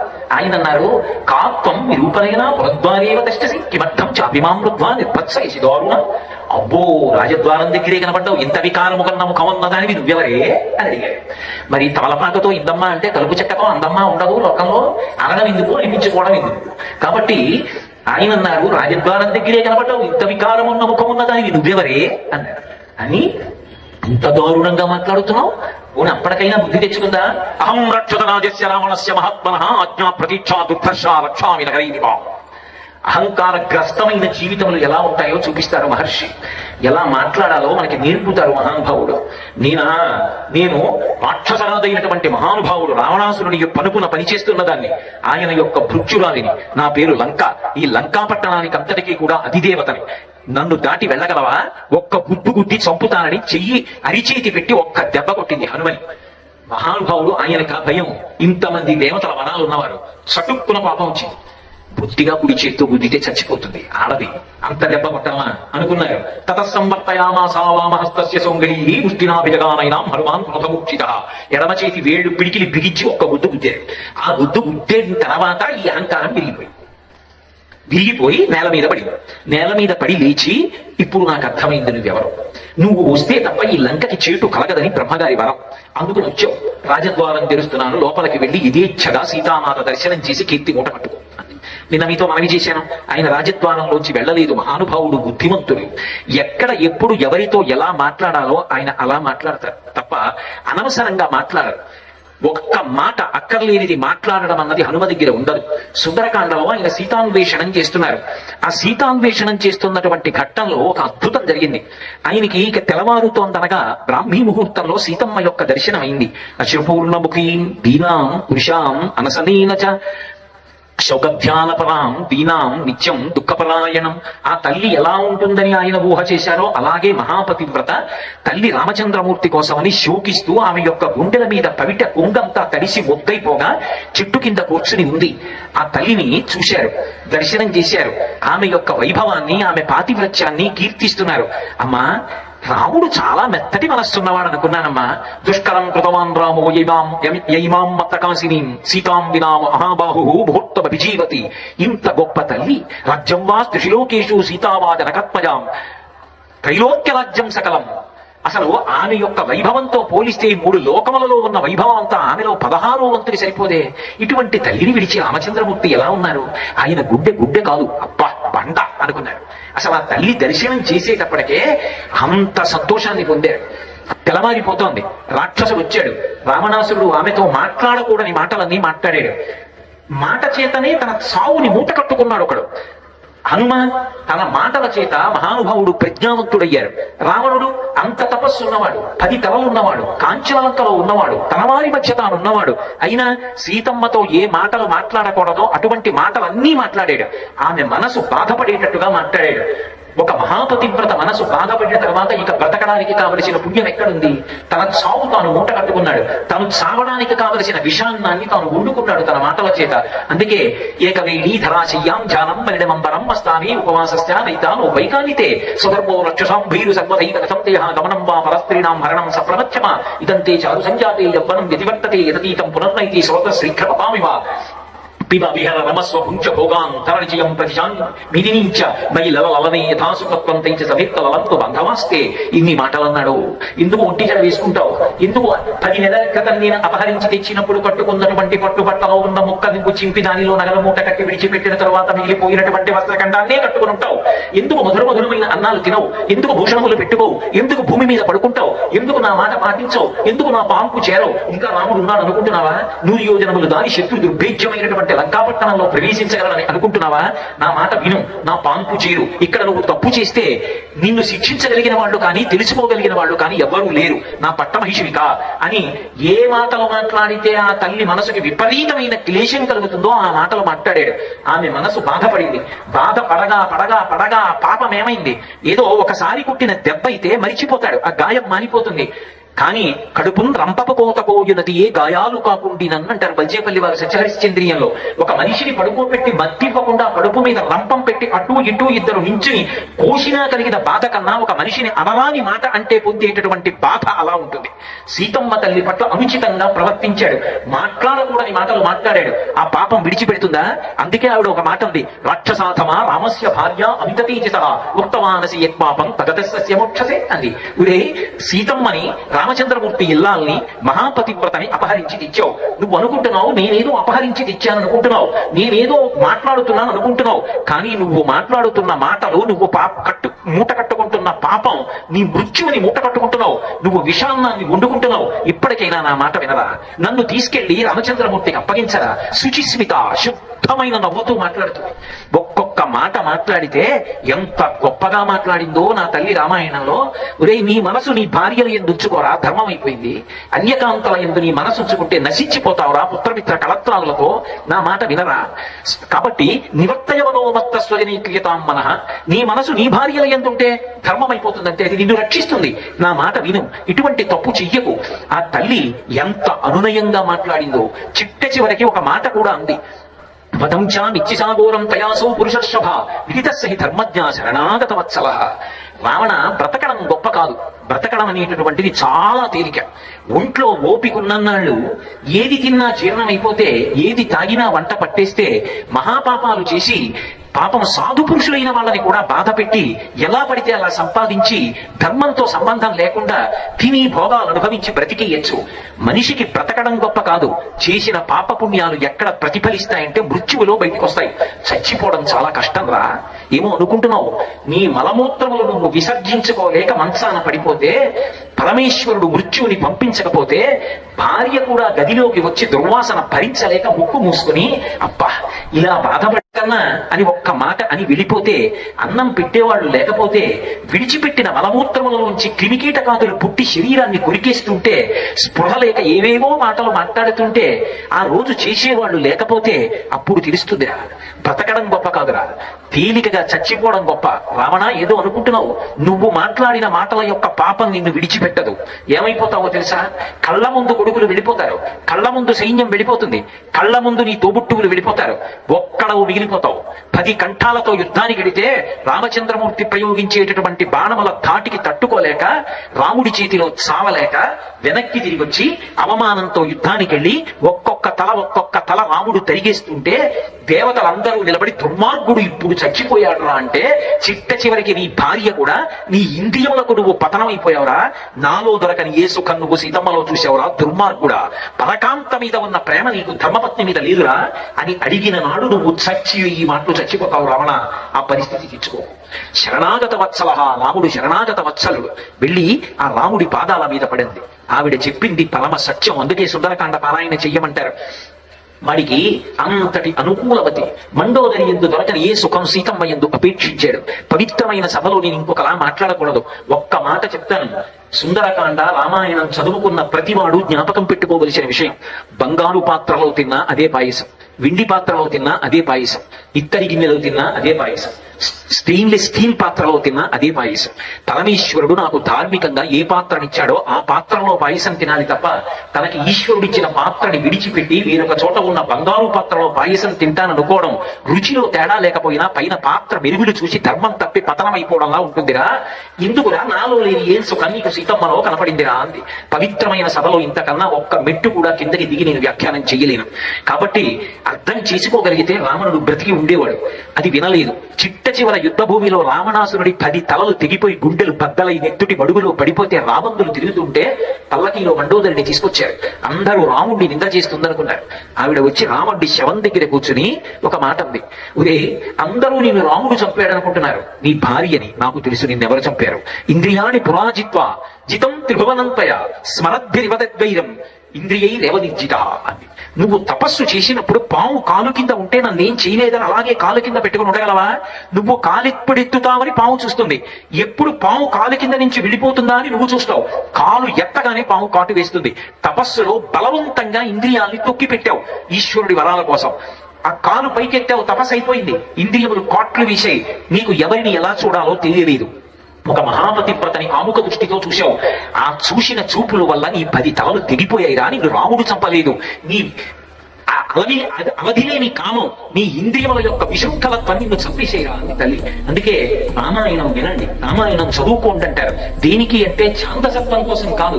మనిషి ఎలా బ్రతకాలో నేర్చుకోవాలి అంటే రామాయణం చదువుకోవాలి. మనిషి ఎలా బ్రతకాలో నేర్చుకోవాలి అంటే రామాయణం చదువుకోవాలి. అందుకే మహాతల్లైనటువంటి సీతమ్మ సుందరకాండలో ఆ రావణుడిని ఉద్దేశించి చెప్పినటువంటి మాటలు ఏమున్నాయో అవి దేశకాలములతో సంబంధం లేకుండా లోకానికి ఎప్పటికీ శిరోధార్యములే. అవి అవి మనసులో ఉంచుకున్నాడు మనిషిగా బ్రతకడం అలవాటవుతుంది. రామాయణం అంతా వాక్యములకు సంబంధించినది. రామాయణం అంతా కూడా మంచి మాటలకు సంబంధించినటువంటి శాస్త్రం. అంతటి మహానుభావుడైనటువంటి హనుమ ఆ రామాయణ మహాకావ్యంలో సీతమ్మ తల్లి అంతటిది ఒకానొకప్పుడు విశేషమైనటువంటి క్లేశానికి లోనైపోయింది. ఆమె ఎంతకాలము ఓర్చగలదు? మాట్లాడకూడని మాటలు ప్రతిరోజు వచ్చి రావణాసురుడు మాట్లాడుతుంటే ఒకనాడు ఆ తల్లి యొక్క ఓర్పు నశించిపోయింది. ఆవిడంది, అనన్య దైవత్వం ఇయం క్షమాచ భూమౌచ శయ్యా నియమశ్చ ధర్మే పతివ్రతాత్వం విఫలమ్మమేదం కృతం కృతఘ్నేష్యుగ మనుషాణం అంది. నూనం సకాలో మృగరూపధారి మామల్ప భాగ్యాం లులుభే తదాని యత్రార్యపుత్ర విసర్జమూఢ రామానుజం లక్ష్మణ పూర్వజంచ అంది. కాలము నన్ను ఒక మృగం రూపంలో వచ్చి వంచింది. నేను అది మృగం అనుకుని ఆ మృగం కావాలని కోరాను. లక్ష్మణస్వామి చెప్పాడు, వద్దు వదినా నా మాట విను అన్నాడు. నేను వినలేదు. రాముడు దూరం అయ్యాడు. లక్ష్మణుడు చెప్పిన మాట వినుంటే వదినా వద్దు వద్దు అన్నా సరే, రాముడు ఆపదలో ఉన్నాడు, వెడతావా వెళ్ళవా అని విగ్రహించాను. అనకూడని మాట అన్నాను. ఆ అనకూడని మాట అన్న కారణం చేత లక్ష్మణస్వామి వెళ్ళిపోయాడు. లక్ష్మణస్వామి వెళ్ళిపోతే ఆ వెనకాతలే రామచంద్రమూర్తి కూడా నాకు దూరం అయిపోయాడు. ఒక్క మాట కారణంగా రామాయణం పెద్ద మలుపు తిరిగిపోయింది. ప్రయుక్తే భరతేనవా అంది ఆ తల్లి. రాముడు ఇటువంటి కంఠంతో మాట్లాడతాడో మారీచుడు అటువంటి కంఠంతో అనుకరించి హా లక్ష్మణ హా సీత అన్నాడు. రాముడు ఆపదలో ఉన్నాడు, వెళ్ళమంది సీతమ్మ. అమ్మా నన్ను నమ్మమ్మ, అది రాక్షస మాయమ్మ అన్నాడు లక్ష్మణస్వామి. ఆవిడంది, ఒకడు రాజ్యాన్ని అపహరించాడు భరతుడు, నువ్వు వెంట శత్రువు అయ్యుండి వచ్చి అదును చూసి రాముడు ఇల్లాలినైన నన్ను అపహరించాలనుకుంటున్నావు, అందుకే అన్న ఆపదలో ఉన్నా వెళ్ళటం లేదండి. లక్ష్మణ భరతులు ఇద్దరిని ఒక్క ఘాటన కట్టి ఇద్దరు దుర్మార్గులు అన్నట్టుగా మాట్లాడింది. నేను వినలేనమ్మా అని విడిపోయాడు. ఒక మాట రామాయణాన్ని మలుపు తిప్పేసింది. లక్ష్మణస్వామి విడిపోయాడు, రాముడు దూరం అయిపోయాడు. నూనం సకాలో మృగరూపధారి మా మల్పభాగ్యాం లులుభే తదాని యత్రార్యపుత్ర విసర్జమూఢ రామానుజం లక్ష్మణ పూర్వజంచ. లక్ష్మణస్వామి విడిపోయాడు, రాముడు విడిపోయాడు, ఇద్దరూ దూరం అయిపోయారు. ఈ ఆపదలో పడిపోయాను. మాట కదా ఇంత ఆపద తెచ్చింది. మనకి నేర్పడం కోసం తల్లి చేసినటువంటి చేష్టితం రామాయణం నరుడి కథ కనుక అది ఎలా మలుపులు జరగాలంటే అది మాట చేత సాధ్యమైంది. మందర మాటల చేత రామాయణం మలుపు తిరిగింది. శూర్పణక మాటల చేత మలుపు తిరిగింది. రావణుని మాటల చేత మలుపు తిరిగింది. హనుమ మాటల వలన మలుపు తిరిగింది. రామాయణంలోని మలుపులన్నీ మాటల వలన తిరిగాయి. అంటే మాట ఎంత శక్తివంతమో నిరూపించింది అంటే శ్రీరామాయణం. కాబట్టి అయినా నేను ఒకనాడు దోషం చేసిన తర్వాత దిద్దుకున్నాను. అనన్య దైవత్వం ఇయం క్షమాచ భూమౌచ శయ్యా నియమశ్చ ధర్మే పతివ్రతాత్వం విఫలం మమేదం కృతం కృతఘ్నేష్యుగ మనుషాణం. నేను ఇంకొక దైవము లేడని, నా పతియే నాకు దైవమని, నేను చేసిన ఉపాసన చేత రామచంద్రమూర్తి ఎప్పటికైనా వచ్చి నన్ను రక్షిస్తాడని, నా పాతివ్రత్య శక్తి చేత రావణాసురుణ్ణి భస్మం చెయ్యగలిగినటువంటి శక్తి నాకు ఉన్నా నా భర్త చేత నేను రక్షింపబడాలని నేను అసందేశత్వరామశ్చాతపశ్చానుపాలనాత్మత్వం కుర్మి దశగ్రీవ భస్మ భస్మార్హి తేజస నరకాంతని కనుక భర్త చేత రక్షింపబడాలని నన్ను నేను రక్షించుకోకుండా భూమి మీద నిద్రపోతూ ఇన్ని వ్రతములు ఇన్ని నియమములు పాటిస్తూ మహాపతివ్రతనై ఉన్నప్పటికీ రాముడు రాలేదు. రాముడు నన్ను రక్షించలేదు. కృతం కృతఘ్నేష్యుగ మనుషాణం. కృతజ్ఞుడైన వాడికి చేసిన ఉపకారము వలన ప్రత్యుపకారము ఎలా ఉండదో అలా నేను చేసినటువంటి ఉపాసన రాముని యందు నిష్ఫలమైపోయింది. ఈ రాక్షస స్త్రీలు వాళ్ళ మాటల చేత నన్ను బ్రతకనిచ్చేటట్టు లేరు. నేను ఎలా బ్రతుకుదాం అనుకుంటున్నానో అలా బ్రతకనివ్వడు. పోనీ చనిపోదామంటే చనిపోవడానికి అవకాశం ఇవ్వడు. ఇది రాక్షసత్వానికి పరాకాష్ఠ. కాబట్టి నేను ఉండలేననుకుందా తల్లి అని సీతాధవేంద్యుద్గ్రథనం గృహీత్వ ఉత్పద్యవేంద్యుద్గ్రథనేన శీఘ్ర అహం గమిష్యామి వన యమస్య మూలం అని ఆ తల్లి వెంటనే, ఇక్కడ చనిపోవడానికి విషం కత్తి ఇచ్చేవాడు కూడా లేడు అని సీతాదవేంద్యుగ్రథనం గృహీత్వ ఉత్పద్యవేంద్యుగ్రథనేన శీఘ్ర అహం గమిష్యామి యమస్య మూలం ఉపస్థితాసాం మృతి సర్వగాత్రి శాఖా గృహీత్వాధ నగస్య తస్య. తన పొడవైనటువంటి ఆ నల్లని కేశపాశాన్ని తీసి దాన్నే తన కంఠానికి ఉరిగా బిగించేస్తుంది. పూచినటువంటి అశోక వృక్షపు యొక్క కొమ్మని ఒక దాన్ని బలంగా ఉంచి రెండవ కొన దానికి ముడివేసేసింది. ఆ కొమ్మ ఉంచి వదిలిపెట్టేసింది అనుకోండి, శరీరం తేలిపోతుంది. తన యొక్క కేశపాశంతో తాను ఉరిపోసుకోవడానికి సిద్ధపడిపోయింది. ఇప్పటి వరకు మహానుభావుడు సీతమ్మ వంక చూసి ఆమె పాతివ్రత్యాన్ని ఆమె తేజస్సుని శ్లాఘిస్తున్నారు హనుమ. ఆయన అనుకోలేదు ఇది అలా జరుగుతుందని. కానీ ఈలోగా ఒక విచిత్రం జరిగింది. సీతమ్మకి శుభశకునం కలిగింది. తస్యాశుభం వామమరాళ పక్ష్మ రాజీవృతం కృష్ణ విశాల శుక్తం ప్రసందతైకం నయనం సుకేశ్య నీనాహతం పద్మ వివాభితాంబరం చెప్పమంటారు మహర్షి. ఎంత గొప్ప పోలికలు వేస్తారు. మధ్యలో నల్లటి గుడ్డు ఉండి, తెల్లటి కన్నుతో ఉండి, నల్లని వెంట్రుకలతో, వంకర తిరిగిన వెంట్రుకలతో కనునింపగలిగినటువంటి సీతమ్మ యొక్క అందమైన ఎడమ కన్ను అదిరిందిట. ఎడమ కన్ను అదిరింది అంటే వాల్మీకి మహర్షి ఎందుకు అవుతారు? ఎంత గొప్పగా చెప్పారంటే, బాగా లోతైనటువంటి నీటిలో కాడ ఉండి, కాడ పైకి కనపడకుండా నీటి మీద ఒక ఎర్ర తామర పువ్వు వికసిస్తే, నీటి లోపల ఒక చేప ప్రయాణం చేస్తూ చేస్తూ కాడ దగ్గర ఆగి మళ్ళీ బయలుదేరి వెళ్లిపోయే ముందు తోక ఇలా కదిపితే, ఆ తోక నీటిలో ఉన్న కాడకి తగిలితే, కాడ కదిలితే, కాడ మీద ఉన్న తామర పువ్వు నీటి మీద ఉన్నది ఒక్కసారి ఇలా కదిలితే ఎంత అందంగా కదులుతుందో అమ్మవారి ఎడమ కన్ను అలా కదిలింది. తస్యాశుభం వామరాళపక్ష్మ రాజీవృతం కృష్ణ విశాల శుక్లం ప్రసన్నతైకం నయనం శుకేశ్య మీనాహతం పద్మ వివాహితామ్రం. ఆమె ఎడమకను అదిరితే సీతమ్మ తల్లి నాకేదో శుభం ఉందే అనుకుంది. కానీ అప్పటికే ఆవిడికి తెలుసు ప్రాణం విడిచిపెట్టకూడదు, ఆత్మహత్య చేసుకోకూడదని.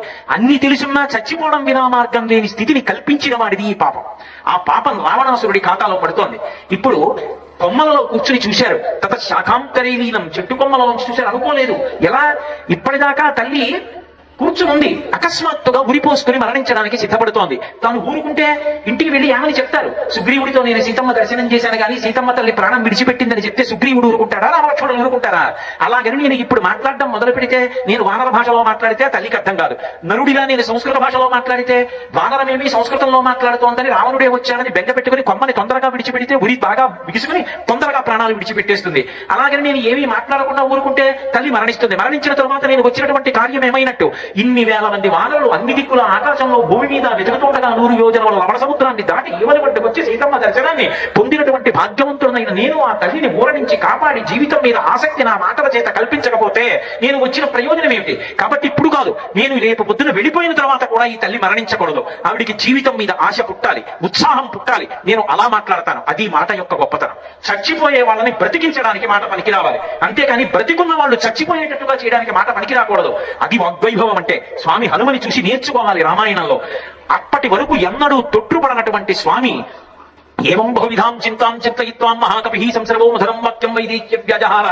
ఏం మాట్లాడాలో అర్థం కాక ఆ కొమ్మలలో గిరగిరగిరగిర తిరుగుతూ ఆ కింద నిలబడి ఆ పూచిన అశోక వృక్షపు కొమ్మని విడిచిపెట్టేయడానికి సిద్ధంగా ఉన్నటువంటి సీతమ్మని చూసి ఈవిడికి సంతోషం కలగాలంటే రామకథ చెప్పాలి. రామనామం, రామకథ చచ్చిపోయే వాళ్ళని కూడా బ్రతికిస్తాయి. కాబట్టి రామకథ చెప్తాను. ఈవిడికి తెలిసున్న కథ చెప్పడం గొప్ప కాదు. ఈవిడికి ప్రాణముల మీద ఆశ కలగాలంటే తరువాతి కథ చెప్పాలి. చనిపోవడానికి సిద్ధంగా ఉండి తొందరగా చెప్పాలి. ఆవిడ చెవులలో పడాలి. మృత సంజీవని అయ్యి ఆవిడ్ని బ్రతికించాలి. ఆ జనని కంఠానికి ఆవిడ విప్పేసుకోవాలి. ఇవాళ కాదు, రేపు కాదు, ఎల్లుండి కాదు, రాముడు వచ్చే వరకు మళ్ళీ గురిపోసుకోకూడదు. అంత బాగా మాట్లాడాలి. కాబట్టి వెంటనే మొదలు పెట్టారు. రాజాదశరథోనామరథకుంజలవాజిమాన్ పుణ్యశీలో మహాకీర్తి రుజుర్రాశి మహాయశ. ఒకనకొకప్పుడు కోసల రాజ్యానికి రాజధాని అయోధ్య నగరాన్ని చేసుకుని పరిపాలించినటువంటి మహాభావుడైనటువంటి వాడు దశరథ మహారాజు గారు. అనేక గుణములు కలిగినటువంటి వాడు, తపస్సులో ఋషులతో సమానుడైనటువంటి వాడు, తేజస్సులో దేవేంద్రుడితో సమానమైనటువంటి వాడు. ఆయనకి 4 కుమారుడు, రామలక్ష్మణ భరత శత్రుఘ్నులు. అందులో పెద్దవాడైనటువంటి రామచంద్రమూర్తి పరమ ధర్మాత్ముడు. తండ్రిని సత్యమనందు నిలబెట్టడం కోసమని తన ధర్మపత్ని అయినటువంటి సీతమ్మతో తమ్ముడు లక్ష్మణస్వామితో కలిసి అరణ్యవాసం చెయ్యడానికి దండకారణ్యంలోకి ప్రవేశించినప్పుడు దుర్మార్గుడైనటువంటి రావణాసురుడు జనస్థానంలో సీతమ్మని అపహరించి తీసుకుని వెళ్లిపోతే స్వామి అలాగే అరణ్యవాసం చేస్తూ ఋష్యముఖ పర్వతం దగ్గరికి చేరుకుని సుగ్రీవుడితో చెలివి చేసి సుగ్రీవుడికి ఉపకారం చెయ్యడానికి ఒక్క బాణంతో వారిని సంహరించి సుగ్రీవుడికి పట్టాభిషేకం చేస్తే తిరిగి ప్రత్యుపకారం చెయ్యడం కోసం, ఇచ్చిన మాట నిలబెట్టుకోవడం కోసం సుగ్రీవుడు అన్ని దిక్కులకు సీతమ్మ జాడ కనిపెట్టడానికి వానరములను పంపించినప్పుడు దక్షిణ దిక్కుకు వచ్చినటువంటి వానరులలో ఒకడైన నేను 100 యోజనముల సముద్రాన్ని దాటి లంకాపట్టణాన్ని అన్వేషించి సించుపా వృక్షం మీద కూర్చుని ఇవాళ తెల్లవారుధామున రాముడు సీతమ్మ ఎలా ఉంటుంది, ఎటువంటి ఆభరణాలు పెట్టుకుంటుంది, ఎటువంటి గుణములతో ఉంటుంది, ఎటువంటి రూపంతో ఉంటుందని నాకు చెప్పాడు. యథారూపాం యథావర్ణాం యథా లక్ష్మీంచరిశ్చితాం మస్రౌషం రాఘవశ్చాహం సేయమాసాదితామయ. ఎటువంటి రూపంతో, ఎటువంటి సౌందర్యంతో, ఎటువంటి భూషణములు పెట్టుకుని సీతమ్మ ఎలా ఉంటుందని సాముద్రికమంతా నాకు రాముడు చెప్పాడు. అటువంటి సీతమ్మ తల్లి యొక్క దర్శనాన్ని పొంది నేను కృతకృత్యుడనైనాను అని ఆపేశాడు. ఎప్పుడైతే రామకథ వినబడిందో, ఎప్పుడైతే రాముడి క్షేమవార్త వినబడిందో, చనిపోదామనుకున్నటువంటి తల్లి తన కంఠానికి వేసుకున్న ఉరి విప్పేసి కొమ్మ విప్పి పైకి చూసింది. తతశాఖాంతరే లీనం దృష్ట్వా చలిత మానస విష్టితార్జున వస్త్రంతం విద్యుత్ సంఘాత పింగళం. తెల్లటి బట్టలు కట్టుకుంటారు హనుమ. బంగారు వర్ణంలో మెరిసిపోతున్నటువంటి కందులతో కిందకి చూస్తున్నారు. శిరస్యంజలి మాథాయ, తల మీద 2 చేతులు ఎత్తి నమస్కారం చేస్తూ అమ్మవారి వంక చూస్తున్నారు. హనుమ సీతమ్మ చేత చూడబడినటువంటి సర్గ విన్నా కూడా సిద్ధి సర్గ అంటారు సుందరకాండలో. అంత శక్తివంతమైనటువంటి సర్గలు. సీతమ్మని హనుమ చూసినా సిద్ధి సరికే, హనుమని సీతమ్మ చూసినా సిద్ధి సరికే. వెంటనే చూశారు, గబగబా కిందకి దిగి వచ్చారు. అమ్మా సురాణం అసురాణం వా నాగ గంధర్వ రక్షసాం యక్షాణం కింజరాణం వా కాత్వం భవసి సోమని రావణీన జనస్థానాత్ బలాద్యమృతా ఇది సీతాత్మసి భద్రంతే తన్మమా చక్షపృచ్ఛత. అమ్మా నువ్వెవరమ్మా? దేవతలకు సంబంధించిన దానివా? యక్ష గంధర్వ కిందిన కింపురుషులకు చెందిన దానివా? చంద్రుడి మీద కోపం వచ్చి భూమి మీద వచ్చిన రోహిణివా? వశిష్ఠుడి మీద కోపం వచ్చి వచ్చిన అరుంధతివా? ఇంద్రుడిని వదిలి వచ్చిన శచీదేవివా? నిన్ను చూస్తే దేవతా స్త్రీల లేవే, నిట్టూర్పులు విడుస్తున్నావే, ఏడుస్తున్నావే, రాచకాంతలా ఉన్నావే, నీ పాదములు భూమికి తాకుతున్నాయే, కాబట్టి నువ్వు నరకాంతవి. అమ్మా నీ సాముద్రికం చూస్తే రాచపత్నిలా ఉన్నావు, నువ్వు రామచంద్రమూర్తి ఇల్లాలివా? అమ్మా నీ గురించేనమ్మా ఎన్నో వానరములు అన్వేషిస్తున్నాయి, నా అదృష్టం అమ్మా నిన్ను చూశాను. అమ్మా నువ్వు జలస్థానంలో ఉండగా రావణాసురుడు అపహరించినటువంటి నా తల్లి జగన్మాత సీతమ్మవా అమ్మా? అమ్మా నాకు నిజం చెప్పమ్మా, నీ పుత్రుణ్ణమ్మా అన్నారు.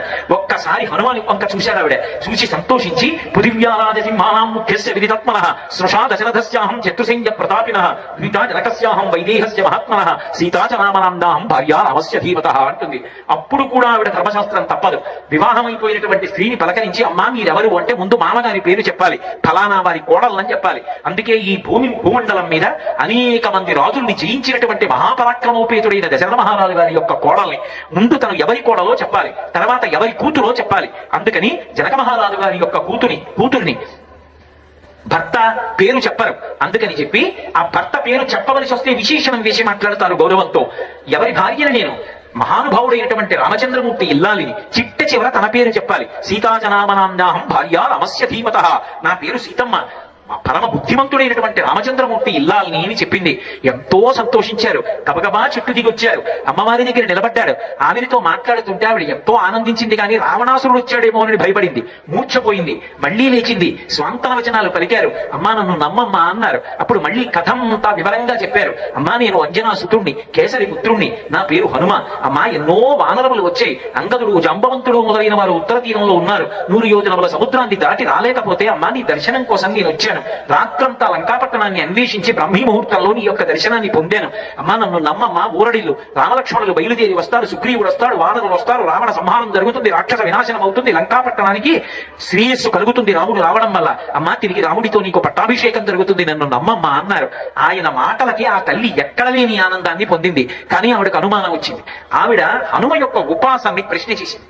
ఆవిడంది పతే రామేణ సంసర్గ కథం జానాసి లక్షణం నరాణం వానరాణం వా కథమాసీత్ సమాగమ. నువ్వు చూస్తే వానరానివి, ఆయన చూస్తే నరుడు. అసలు నరవానరులకు స్నేహం ఎలా కలిగింది?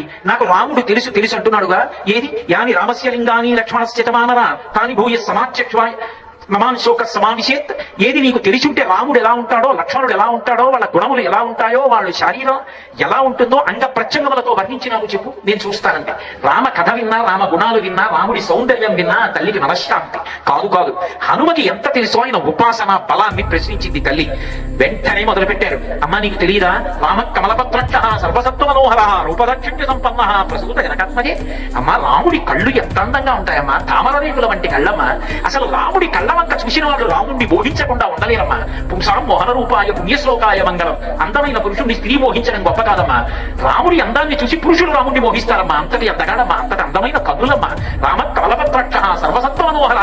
మనుష్యుడు కాదమ్మా, రాముడిని సమస్త జీవకోటి ప్రేమిస్తుంది. అటువంటి ధర్మాత్ముడమ్మా రాముడు. సర్వసత్వ మనోహర రూప దక్షిణ్య సంపన్న. రూపం ఎంత అందంగా ఉంటుందో మనసు అంత సుకుమార్యమైంది. ఎప్పుడు దయతో ఉంటాడమ్మా. రూప దక్షిణ్య సంపన్న ప్రసూత జనకాత్మజే. అమ్మా పుట్టుకతో వచ్చిన గుణాలమ్మా, అవి కొత్తగా రాముడు అలవాటు చేసుకున్న గుణాలు కావు. అమ్మా రాముడు ఎంత గొప్పవాడు. రక్షిత జీవలోకస్య ధర్మస్య పరిరక్షిత రక్షిత స్వస్య ధర్మస్య స్వజనస్య రక్షిత. తన ధర్మాన్ని తాను రక్షించుకుంటాడు. లోకము యొక్క ధర్మాన్ని రక్షిస్తాడు. ప్రత్యేకించి తనని నమ్ముకున్న వారిని విశేషంగా కంటిని రెప్ప కాపాడినట్టు కాపాడుకుంటాడు. లోకములనన్నిటినీ కాపాడతాడు. అంత గొప్పవాడమ్మా రాముడు. అమ్మా యజుర్వేద వినీశశ్చ వేద విద్భిస్సు పూజిత ధనుర్వేదీచ వేదేషు వేదాంగేషు నిష్ఠిత. రాముడు వేదములు, వేదాంతములు, ఉపవేదములు అన్నీ చదివినవాడు. ప్రత్యేకించి రాముడికి యజుర్వేదం బాగా తెలుసమ్మా. అందుకే ఎక్కడ ఎప్పుడు ఏ క్రతువు చేసి దేవతల అనుగ్రహం పొందాలో అటువంటి క్రతువుని తనంత తాను చెయ్యగలిగినటువంటి సమర్థుడమ్మా. యజుర్వేదం బాగా తెలుసున్నవాడు, ధనుర్వేదం తెలుసున్నటువంటి వాడు. అమ్మా ఏం చెప్పమంటావు? తేజసాదిత్య సంకాశ క్షమయా పృథివీ సమః బృహస్పతి సమోబుద్ధ్య యశసా వాసవో సమః. సూర్యుడికి ఎటువంటి తేజస్సు, రామచంద్రమూర్తిని అటువంటి తేజస్సమా. తేజసాదిత్య సంకాశ క్షమయా పృథివీ సమః. ఆయన ఓర్పు, భూమికి ఎటువంటి ఓర్పు రామచంద్రమూర్తికి అటువంటి ఓర్పు. బృహస్పతి సమోబుద్ధ్య దేవగురు అయినటువంటి బృహస్పతి ఎంత బుద్ధిమంతుడో రాముడు అంతటి బుద్ధిమంతుడు. బృహస్పతి సమో బుద్ధ్యా యశస వసవో సమః. ఇంద్రుడికి ఎటువంటి కీర్తి ఉందో రాముడికి అటువంటి కీర్తి ఉందమ్మా. అమ్మా, రాముడి యొక్క శరీరం గురించి చెప్పమన్నావు కదూ. త్రిస్త్ర స్త్రిప్రలంబస్య త్రిసమః త్రిశిచోన్నతః త్రితాంబ్రః త్రిశుచ స్నిగ్ధః గంభీరస్త్రిషు నిత్యశః. రాముడిని అరికాలి దగ్గర నుంచి గోటి నుంచి తల వరకు అంగ ప్రత్యంగములతో ఏ అవయవాన్ని విడిచిపెట్టకుండా వర్ణించి చెప్పారు. ఇలా ఉంటాడమ్మా రాముడు అన్నారు. చెప్పి ఆ తల్లి అపారమైన సంతోషాన్ని పొందింది. అప్పుడు చెప్పారు, అమ్మా వానరోహం మహాభాగే దూతో రామస్య ధీమతః రామనామాంకితం చేదం పశ్య దివ్యం గుడీయకం ప్రత్యయార్థం తమానీతం తేన దత్తం మహాత్మనా సమాస్మృతి భద్రం తే క్షీణ దుఃఖ ఫలాక్యసి. అమ్మా, నీకు ఇంకా దుఃఖం పోయింది, ఇదిగో అభిజ్ఞానం రాముడిచ్చిన ఉంగరం తీసుకొచ్చారు తల్లి, తీసుకో అని చేతిలో పెట్టారు. ఎంత వినయం! నేను వానరున్నమ్మా, రాముడి యొక్క దూతని అంటూ ఇస్తారు. ఆ తల్లి ఇలా చేతిలో ఉంగరం చూడగానే, ఉంగరం తగలగానే అనుకోకుండా అనుకోని సమయంలో అనుకోని సందర్భంలో భర్త తిరిగి వస్తే తులసతి అయినటువంటి ఇల్లాలు ఎంత సంతోషం పొంది బుగ్గలు ఎరిపెక్కుతాయో అలా ఆమె సంతోషించి ఉండగా గృహీత్వా ప్రేక్షమాణా సా భర్తుక్కల విభూషణం భక్తాన సంప్రాప్త జనకీ ముదితాభవత్. 10 నెలల తర్వాత దుఃఖంలో ఉన్న సీతమ్మ సంతోషించి ముఖం ఎర్రపడిపోయి ఆనందంతో ఉన్న సీతమ్మ ముఖాన్ని చూసిన ఏకైక వ్యక్తి అంతటి మహానుభావుడు స్వామి హనుమ ఒక్కరే. తన వాక్కుల చేత చనిపోదామనుకున్న తల్లిని బ్రతికించి కీర్తి మూట కట్టుకున్నారు. భగవంతుడు మనకి వాక్ ఇచ్చినందుకు మన వాక్కుల చేత 10 మందిని ఉద్ధరించాలి, 10 మందికి మంచి మాటలు చెప్పాలి, కష్టంలో ఉన్న వాళ్ళనైనా ఓదార్చాలి తప్ప మన మాటల చేత ఎవరి మనసు ఖేదపడకుండా ప్రవర్తించగలిగినటువంటి సౌశీల్యం అవ్వాలి. అది మనకి రామాయణం నేర్పేటటువంటి విశేషం. తల్లి ఒక ప్రశ్న వేసింది, ఖచ్చితా శాస్తి దేవానాం ప్రసాదం పార్థివత్మజ కచ్చిత్ పురుషకారంచ దైవంచ ప్రతిపంచతే. రాముడికి కౌశల్య కన్నా, సుమిత్ర కన్నా, కైకేయి కన్నా, దశరథుడి కన్నా, రాజ్యం కన్నా నేను ఎక్కువ. నేను పక్కన లేకపోతే రాముడు తట్టుకోలేడు. నేను కనపడలేదని రాముడు భగవంతుని యందు పెట్టుకోవలసిన నమ్మకాన్ని వదిలిపెట్టలేదు కదా. భగవంతుడిని నమ్ముకుని తను చెయ్యవలసిన పనులు చెయ్యకుండా విడిచిపెట్టలేదు కదా. రాముడు నా ఎంత ఎలా ఉన్నాడని అడిగింది. ఎంత జాగ్రత్తగా మాట్లాడాలి అమ్మా. నేను మాట్లాడుతున్న మాటలు అబద్ధాలు కాదు. ఏదో నువ్వు సంతోషించాలని చెప్తున్నాను అనుకుంటున్నావేమో.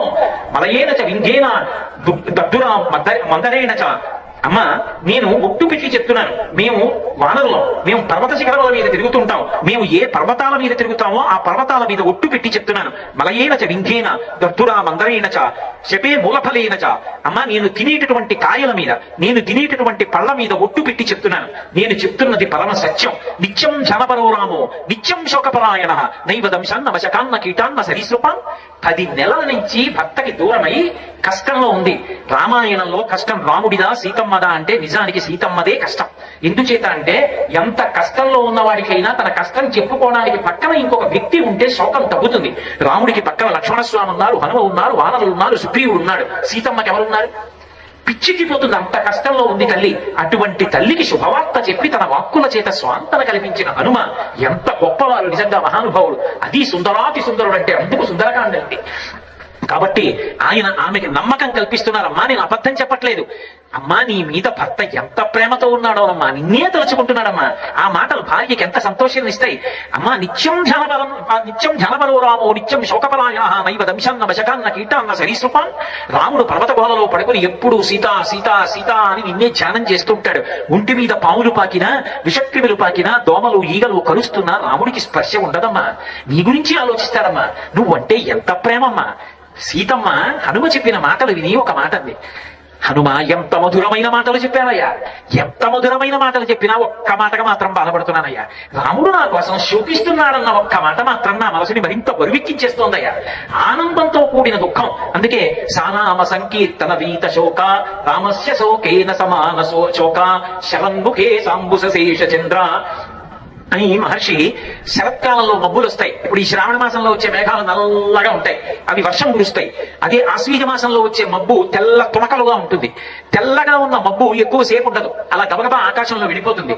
హనుమ యొక్క మాటలు విన్న తర్వాత ఆవిడికిట సారామ సంకీర్తన వీత శోక రామస్య శోకేన సమాన శోక. రాముడి యొక్క కథ, రాముడి యొక్క గుణములు, రాముడు తన మీద ప్రేమతో ఉన్నాడన్న మాట విన్న సీతమ్మ యొక్క దుఃఖం అంతా పోయిందిట. కానీ కొంచెం దుఃఖం ఉండిపోయిందిట. ఏమిటా దుఃఖం? అయ్యో, తన కోసం ఆయన దుఃఖపడుతున్నాడే అన్న మాటకి తను దుఃఖపడుతోందిట. శరన్ముఖే సంబుధ శేషచంద్ర నిషేవ వైదేహ్య సుఖాబభూవ. ఇంకా శరత్కాలంలో తెల్లమ ఎలా ఉంటుందో ఆవిడ దుఃఖం అలా ఉంటుంది. అంటే హనుమ వచ్చారు కాబట్టి ఇంకొండ ఆ దుఃఖం కూడా పోతుంది, రావణ సంహారం అయిపోతే సీతారాములు కలిసిపోతారు. ఇది చెప్పడానికి మహర్షి చేసినటువంటి ప్రయోగం. హనుమ వచ్చారు అంటే శుభం జరుగుతుంది అని గుర్తు. అందుకే తమస్మిన్ కార్య నిర్యోగే ప్రమాణం హరిసత్తమా రాఘవత్త సమారంభాత్ మయ్యత్వ వరోహవేత్ తమస్మిన్ కార్య నిర్యోగే హనుమాన్ ఎత్తమస్తాయి దుఃఖక్షయకరో భవ అంటుంది. నన్ను రాముడిని కలపడానికి స్వామి హనుమాన్ నువ్వే ప్రమాణం, నువ్వే కలపగలబట్టుంది సీతమ్మ. అలా సీతమ్మ తల్లి యొక్క శోకాన్ని పోగొట్టినటువంటి మహానుభావుడు మాట మాట్లాడితే ఎంత పవిత్రంగా ఉంటుందో తెలుసా? అమ్మ ఎందుకమ్మా అంత బాధపడతావు? క్షిప్రం దక్షిణ వైదేహి రామం ప్రశ్రవణే గిరవు. ఎలా ఉంటాడైనా శతుకృత వివాసీనం నాగరాజస్య ముఖ్యని. అమ్మా నువ్వే ఇప్పుడే వచ్చి నా భుజం మీద కూర్చో అమ్మా. నిన్ను తీసుకెళ్లి ప్రశ్రవణ పర్వత శిఖరముల మీద కూర్చున్నటువంటి రాముడు నువ్వు యజ్ఞములు చేసి ఇంద్రపదవిలో కూర్చున్న ఇంద్రుడు ఎలా ఉంటాడో అంత టీవీగా కూర్చుంటాడు. ఏదో రాజ్యభ్రష్టుడై దీనంగా కూర్చున్నాడు అనుకుంటున్నావా? ఆయన టీవీ అలా ఉంటుంది. అదిగో తల్లి నిన్ను ఇప్పుడే తీసుకెళ్లి ప్రశ్రవణ పర్వత శిఖరముల మీద కూర్చున్న రామచంద్రమూర్తి యొక్క పాదాల విందముల యుద్ధ సమర్పించి కృతకృత్యుడని అవుతాను. వచ్చిన భుజం మీద కూర్చోమ్మా. అమ్మా నిన్ను రమ్మంటున్నానని రావణాసురుడి పిలిచినట్టుగా నువ్వు అవమానపడేటట్టుగా తీసుకెళ్తాననుకుంటున్నావా? ప్రాపయిష్యామి చక్రాయ హవ్యం భూత విమానవ. ఎంత పవిత్రంగా మాట్లాడతారండి. అమ్మా యజ్ఞం చేసినప్పుడు దేవతలకు హవిస్సునిస్తే అగ్నిహోత్రంలో వేసి స్వాహ అంటారు. అగ్ని పట్టుకెళ్ళాడు కాబట్టి ఇంగిలైందా? అగ్ని పట్టుకెళ్ళడం వల్ల పవిత్రమైందమ్మా. యజ్ఞంలో హవిస్సుని దేవతలకి అగ్ని ఎంత పవిత్రంగా తీసుకెడతాడో అమ్మా అంత పవిత్రంగా తీసుకెడతానమ్మా. నా భుజం మీద కూర్చో. ఎంతున్నారు పిల్లి పిల్లి అంతున్నారు. ఇంత దుఃఖంలో ఉన్న తల్లి ఇన్నాళ్ల తర్వాత చటుక్కున నవ్వింది. నువ్వే ఇంత కోతి పిల్లవా? నీకింత భుజమా? నీ కూర్చోనా? 100 యోజనములు దాటిస్తావా? వానర బుద్ధి బయట పెట్టుకున్నావు హనుమా. అమ్మా ఎంతైనా అంత మాట అనేస్తావా? నా రూపం అంటే ఇంతే అనుకున్నావా? నేనేమిటో చూడన్నారు. మీరు వందర సంకాశోపగౌదిప్తామల ప్రభాకృతం వ్యవతస్తే సీతాయా మనరోత్తమ. మీరు పర్వత శిఖరములు ఎలా ఉంటాయో అలా తిరిగిపోయారు. కాల్చిన పెనం ఎలా ఉంటుందో అటువంటి ముఖము భయంకరమైన దంష్టలతో నిలబడ్డారు. అమ్మా నమ్ముతావా? ఇప్పుడు వచ్చి కూర్చో. నాకు తెలుసురా నాయన, ఇన్ని లక్షల మంది వానరులు రాలేనప్పుడు నువ్వు వచ్చావంటేనే నీ పౌరుష పరాక్రమములు, బుద్ధి, తేజస్సు, శీల వైభవము నాకు అర్థమయ్యాయి. కానీ నువ్వు నన్ను తీసుకెళ్లేటప్పుడు రాక్షసులు ప్రతిఘటిస్తే యుద్ధం జరుగుతుంది. యుద్ధమునందు జయాపజయములు విధి నిర్ణీతములు. లేదా యుద్ధం జరుగుతుండగా తట్టుకోలేక నేను జారి సముద్రంలో పడిపోవచ్చు. లేదా నన్ను తీసుకెళ్లి మళ్ళీ వేరొక చోట బంధించవచ్చు. మళ్ళీ కథ మొదటికి వస్తుంది. అన్నిటిని మించి హనుమా నువ్వు నాకు పుత్ర సదృశుడవైన భక్తుభక్తిం పురస్కృత్య రామధన్యస్య వానరా నస్పృశామి శరీరంతో పుంసో అనవపుందవా. నేను ఆనాడు రావణాసురుడు అపహరించి తీసుకొచ్చినప్పుడు స్పృహలో లేను. పైగా రక్షించవలసిన భర్త దూరంగా ఉండగా దుర్మార్గుడు అపహరించి తీసుకొచ్చాడు కాబట్టి ఇక్కడికి చేరుకున్నాను. కానీ నా అంత నేను స్పృహలో ఉండగా ఎంత కొడుకు వంటి వాడవైనా నీ భుజం మీద కూర్చుని స్పృశించి రాను. ఆయన అన్నారు, అమ్మా యుక్త రూపం స్వయాదేవి భాషితం సుభదర్శనం సదృశం స్త్రీస్వరూపచ్చ స్వాధ్వీ వినయశ్చ. అమ్మా లోకంలో కష్టంలో ఉన్న స్త్రీని నిన్ను తీసుకెళ్లి దింపేస్తానంటే వస్తుందమ్మా. నీ భర్త గౌరవం నిలబడాలని. రాముడు లేనప్పుడు రావణుడు అపహరించాడు, రావణుడు లేనప్పుడు రాముడు అపహరించాడు. ఏమి తేడా రామరావణులకు అంటారని. రాముడే రావాలి, యుద్ధం చెయ్యాలి, రాక్షసుల్ని మట్టు పెట్టాలి, రావణ సంహారం చెయ్యాలి, నన్ను తీసుకెళ్లాలంటున్నావా? అమ్మా ఏమి శీల వైభవం అమ్మా అని నమస్కారం చేశారు. యుక్త రూపం స్వయాదేవి భాషితం సుభదర్శనం సదృశం స్త్రీస్వరూపస్య సాధ్వి వినయస్యచ. నీ వంటి మహాపతివ్రత ఎక్కడుంటుందమ్మా అన్నారు తల్లిని. చూడామణి ఇచ్చింది. బయలుదేరారు. రావణాసురుడితో మాట్లాడవలసినటువంటి ఘట్టం వచ్చింది. మనిషికి మనసులో ధైర్యం ఉండడం అనేటటువంటి మాట అక్కడ తెలుస్తుంది. రావణాసురుడు తన రాజ్యంలో తానున్నాడు. తన యొక్క సైన్యం మధ్యలో తానున్నాడు. మంచి డాంబికంగా 10 తలలతో ఉన్నాడు. నీరు పట్టిన నల్లని మబ్బు ఎలా ఉంటుందో, కాటుక కొండ ఎలా ఉంటుందో అలా ఉన్నాడు. స్ఫటికంతో చేయబడినటువంటి ఆసనం మీద మంచి సువర్ణమయమైన ఆస్తరణము వేసి ఉండగా ముత్యాల జాలుతో కూడిన కిరీటములు ధరించాడు. పెదవులు కిందకి జారి నాలుక వేలాడుతూ ఉంది. 10 తలలతో కూర్చుని దుర్నిరీక్షమైన భయంకరమైన తేజస్సుతో ఉన్నాడు. స్వామి హనుమ చూశారు. అహో రూప మహోధైర్య మహోసత్వ మహోద్యుతి అహో రక్షత రాజస్య సర్వలక్షణ యుక్తత అంటారు. ఎంత తేజస్సు! వాడి రోమ కూపములలోంచి కొడుతోంది బయటికి తేజస్సు. వీడి ఎందు ఈ దుర్మార్గమైన బుద్ధి లేకపోతే 3 లోకములు పరిపాలించడానికి సమర్థుడు కదా. అవతల వారిలో ఉన్నటువంటి సుగుణము ఒక్కటైనా చూసిన వాడెవరో వాడు పుణ్యాత్ముడు తప్ప ఏ సుగుణము లేనట్టు అవతల వారిలో అన్ని దుర్గుణములు లేని మాట్లాడిన వాడు అసలు దుర్మార్గుడు. అది హనుమ యొక్క గొప్పతనం. అందుకే మహానుభావుడు అటువంటి రాక్షసుల్లో రావణాసురుడిలో తేజస్సు చూస్తున్నారు. అహో రక్షత రాజస్య సర్వలక్షణ యుక్తత. ఎంత గొప్పవాడు! ఏమి తేజస్సు! అహో రూప మహోధైర్య మహోసత్వ మహోద్యుతి. ఏమి కాంతి, ఏమి ధైర్యం, ఏమి పరాక్రమం, ఏమి డావు, ఏమి దర్పం. ఆయన పొగిడారు. కానీ తన రాజ్యంలో తానుండి ఎదురుగుండా బంధనమునందున్నటువంటి హనుమని చూశాడు. శంకాహృతాత్మా దధ్యౌసా కపీరం కవీంద్రం తేజసామృతం కిమేష భగవాన్ నంది భవే సాక్షాత్ విహాగత ఏన శక్తోస్మి కైలాసే మయా సంచలితే పుర. ఒకప్పుడు నేను కైలాస పర్వతాన్ని నా 20 చేతులతో కదిపినప్పుడు నందీశ్వరుడు నా దగ్గరికి వచ్చి నిలబడినప్పుడు కోతి ముఖం వాడా అని నేను నందీశ్వరుణ్ణి పరిహాసం చేసి పలికితే కోతులే వచ్చి లంకాపట్టణం కొంప ముంచేస్తాయని నన్ను చెప్పించాడు. నందీశ్వరుడు గాని ఇలా వచ్చాడా, బాణాసుడు వచ్చాడా, వానరమేమి ఇంత తేజస్సుతో ఉండడం ఏమిటని మొట్టమొదట మనసులో శంక పుట్టి భయపడినటువంటి వాడు రావణాసురుడు. శత్రు కోటలో ఉన్నా కూడా పరమ ధైర్యంతో నిలబడినటువంటి వారు స్వామి హనుమ. అది ఆయన యొక్క తేజస్సు, అది ఆయన యొక్క పరాక్రమం. కాబట్టి ప్రహస్తుడు అడిగాడు, భయపడకు, నువ్వేమి దిగులు చెందవలసిన అవసరం లేదు. నీ వచ్చావా? నిన్ను విష్ణువు గాని, ఇంద్రుడు గాని, అగ్ని గాని, యముడు గాని, కుబేరుడు గాని పంపాడా? నువ్వు ఎవరికైనా దూతవా? ఎందుకు అసలు అశోకవనాన్ని పాడు చేశావు? అసలు నువ్వెవరు? దాపరికం లేకుండా చెప్పు. మా ప్రభువు దయాశాలి, నీ ప్రాణములకు హాని ఉండదు, నిన్ను క్షేమంగా విడిచిపెడతా అన్నాడు. నేను మాట్లాడడానికి వచ్చింది రావణుడితో, మధ్యలో ఈ ప్రహస్తుడితో మాట్లాడటం ఏమిటని తిన్నగా రావణాసురుడి వంక తిరిగారు. ఆయన మాట్లాడేటటువంటి తీరు చూస్తే అద్భుతం. అసలు ఉన్నది ఒక్కడే, చుట్టూ శత్రు సైన్యం. రావణాసురుడితో మాట్లాడుతున్నారు. నిర్భయత్వం మహానుభావుడికి. వెనక రాముడు ఉండగా నాకేమి బెంగా అనుకుంటారు. మాట్లాడుతూ అంటారు, భ్రాతుష్యుడి సమావేశం సుగ్రీవస్య మహాత్మన అని మొదలుపెట్టారు. నువ్వు ఇంద్రుడి దూతవా, కుబేరుడి దూతవా, అగ్ని దూతవా అని అడిగావు కదా. నేను ఎవరి దూతను కాను, నేను వానరుడు, నా పేరు హనుమ. నేను నీ సోదరుడైన సుగ్రీవుడి యొక్క పనుపున వచ్చిన వాడను, దూతనన్నారు. రావణుడికి సుగ్రీవుడి సోదరుడు ఎలా అవుతాడు అంటే, సుగ్రీవుడి అన్నగారైనటువంటి వాలితో అపవిత్రమైన సంధి ఉంది రావణాసురుడికి. నువ్వు లోకంలో ఎక్కడ ఏ మంచి వస్తువు కనపడినా ఎత్తుకొచ్చి అనుభవించు. నువ్వు అనుభవించిన తర్వాత నాకి, అప్పుడు నేను అనుభవిస్తాను. నేను ఎత్తుకొస్తే నేను అనుభవించి నీకు ఇస్తాను. దానికి ధర్మంతో సంబంధం లేదు. అంత అపవిత్రమైన ఒడంబడిక ఉంది ఇద్దరి మధ్య. అందుకని వాలిని రావణాసురుడు అన్నగారిగా భావిస్తాడు. మరి వాలిని అన్నగారిగా భావిస్తే సుగ్రీవుడు కూడా సోదరుడేగా. అందుకని నీ సోదరుడు నీకు కబురు చేశాడు. ఏమిటి దానిలో అంతరార్థం? సుగ్రీవుడికి అలవాటు ఉంది, ముందు సందేశం పంపిస్తాడు. మాట వినకపోతే అన్నగారిని చోటు రాముడిని తీసుకొచ్చి బాణ వేయించి పడగొడతాడు. అలాగే వాలి సంహారం చేయించాడు. ఇప్పుడు నాతో కబురు పెట్టాడు, విన్నావా బ్రతుకుతావు, లేకపోతే రాముడిని తీసుకుని వచ్చి బాణం వేయిస్తాడు, చచ్చి ఊరుకుంటావు. ఏది కావాలో నిర్ణయించుకో. మాటలోనే ఎంత సందేశాన్ని పొదుగుతారో మహానుభావుడు. అందుకే భ్రాతుష్యుల సమావేశం సుగ్రీవస్య మహాత్మన. అదిగో నేను కేవలం వానరుడను, నీకు తెలుసు, తెలియని విషయం కాదు. అయోధ్యా నగరాన్ని రాజధాని చేసుకుని పరిపాలించినటువంటి దశరథ మహారాజు గారి పెద్ద కుమారుడైన రామచంద్రమూర్తి తన సోదరుడైన లక్ష్మణస్వామితో ధర్మపత్ని అయిన సీతమ్మతో కలిసి తండ్రిని సత్యవనంతో ప్రతిష్ఠించడం కోసమని 14 సంవత్సరాల అరణ్యవాసము కొరకు అరణ్యవాసములకు వచ్చినప్పుడు దండకారణ్యంలో జనస్థానంలో రామచంద్రమూర్తి పత్ని అయిన సీతమ్మని అపహరించి తెచ్చి నువ్వు నీ అశోకవనంలో శిశుపా వృక్షం కింద రాక్షస స్త్రీల మధ్య బంధీకృతురాలను చేసి ఉంచావు. నేను ఉంచలేదని అబద్ధం చెప్పి దబాయించాలనుకుంటున్నావేమో. లక్షితేయం మయా సీత తథా శోకపరాయణ. ఆ తల్లిని నేను ఇప్పుడే దర్శనం చేసి వచ్చాను, ఆమె అక్కడే ఉంది. రావణా, నీకు తెలియని విషయం ఒకటి ఉంది. నాకు వరాలున్నాయి, నేను ఎవరి చేతిలో చావనని అనుకుంటున్నావేమో. నువ్వు నరవానుల చేత మరణము ఉండదు అని వరం అడగలేదుగా బ్రహ్మగారిని. కాబట్టి సుగ్రీవో నహిదేవోయం నాసురో నచరక్ష నదానవో నగంధర్వో నయక్షో నచకింద్ర. సుగ్రీవుడు నరుడు కాడు, సుగ్రీవుడు యక్షుడు కాడు, గంధర్వుడు కాడు, కిన్నెరుడు కాడు, కింపురుషుడు కాడు, దేవత కాడు. సుగ్రీవో నహిదేవోయం నాసురో నచరక్ష నదానవో నగంధర్వో నయక్షో నచపన్నగ. నరాణాం వానరాణాం వా. నరుల చేత వానరుల చేత నీకు ప్రాణభయం ఉందిగా. వానరుడైన వాడు సుగ్రీవుడు, నరుడైన వాడు రాముడు. వాళ్ళిద్దరూ కలిసి వస్తే నీ ప్రాణములు మట్టు పెట్టబడతాయిగా.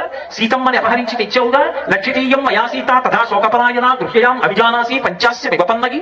ఆ తల్లి ఎవరనుకుంటున్నావు? 5 తలల పాము. 5 తలల పాము అన్న మాటకు అర్థం పంచముఖములు కలిగిన గాయత్రి స్వరూపం, మహాపతివ్రత.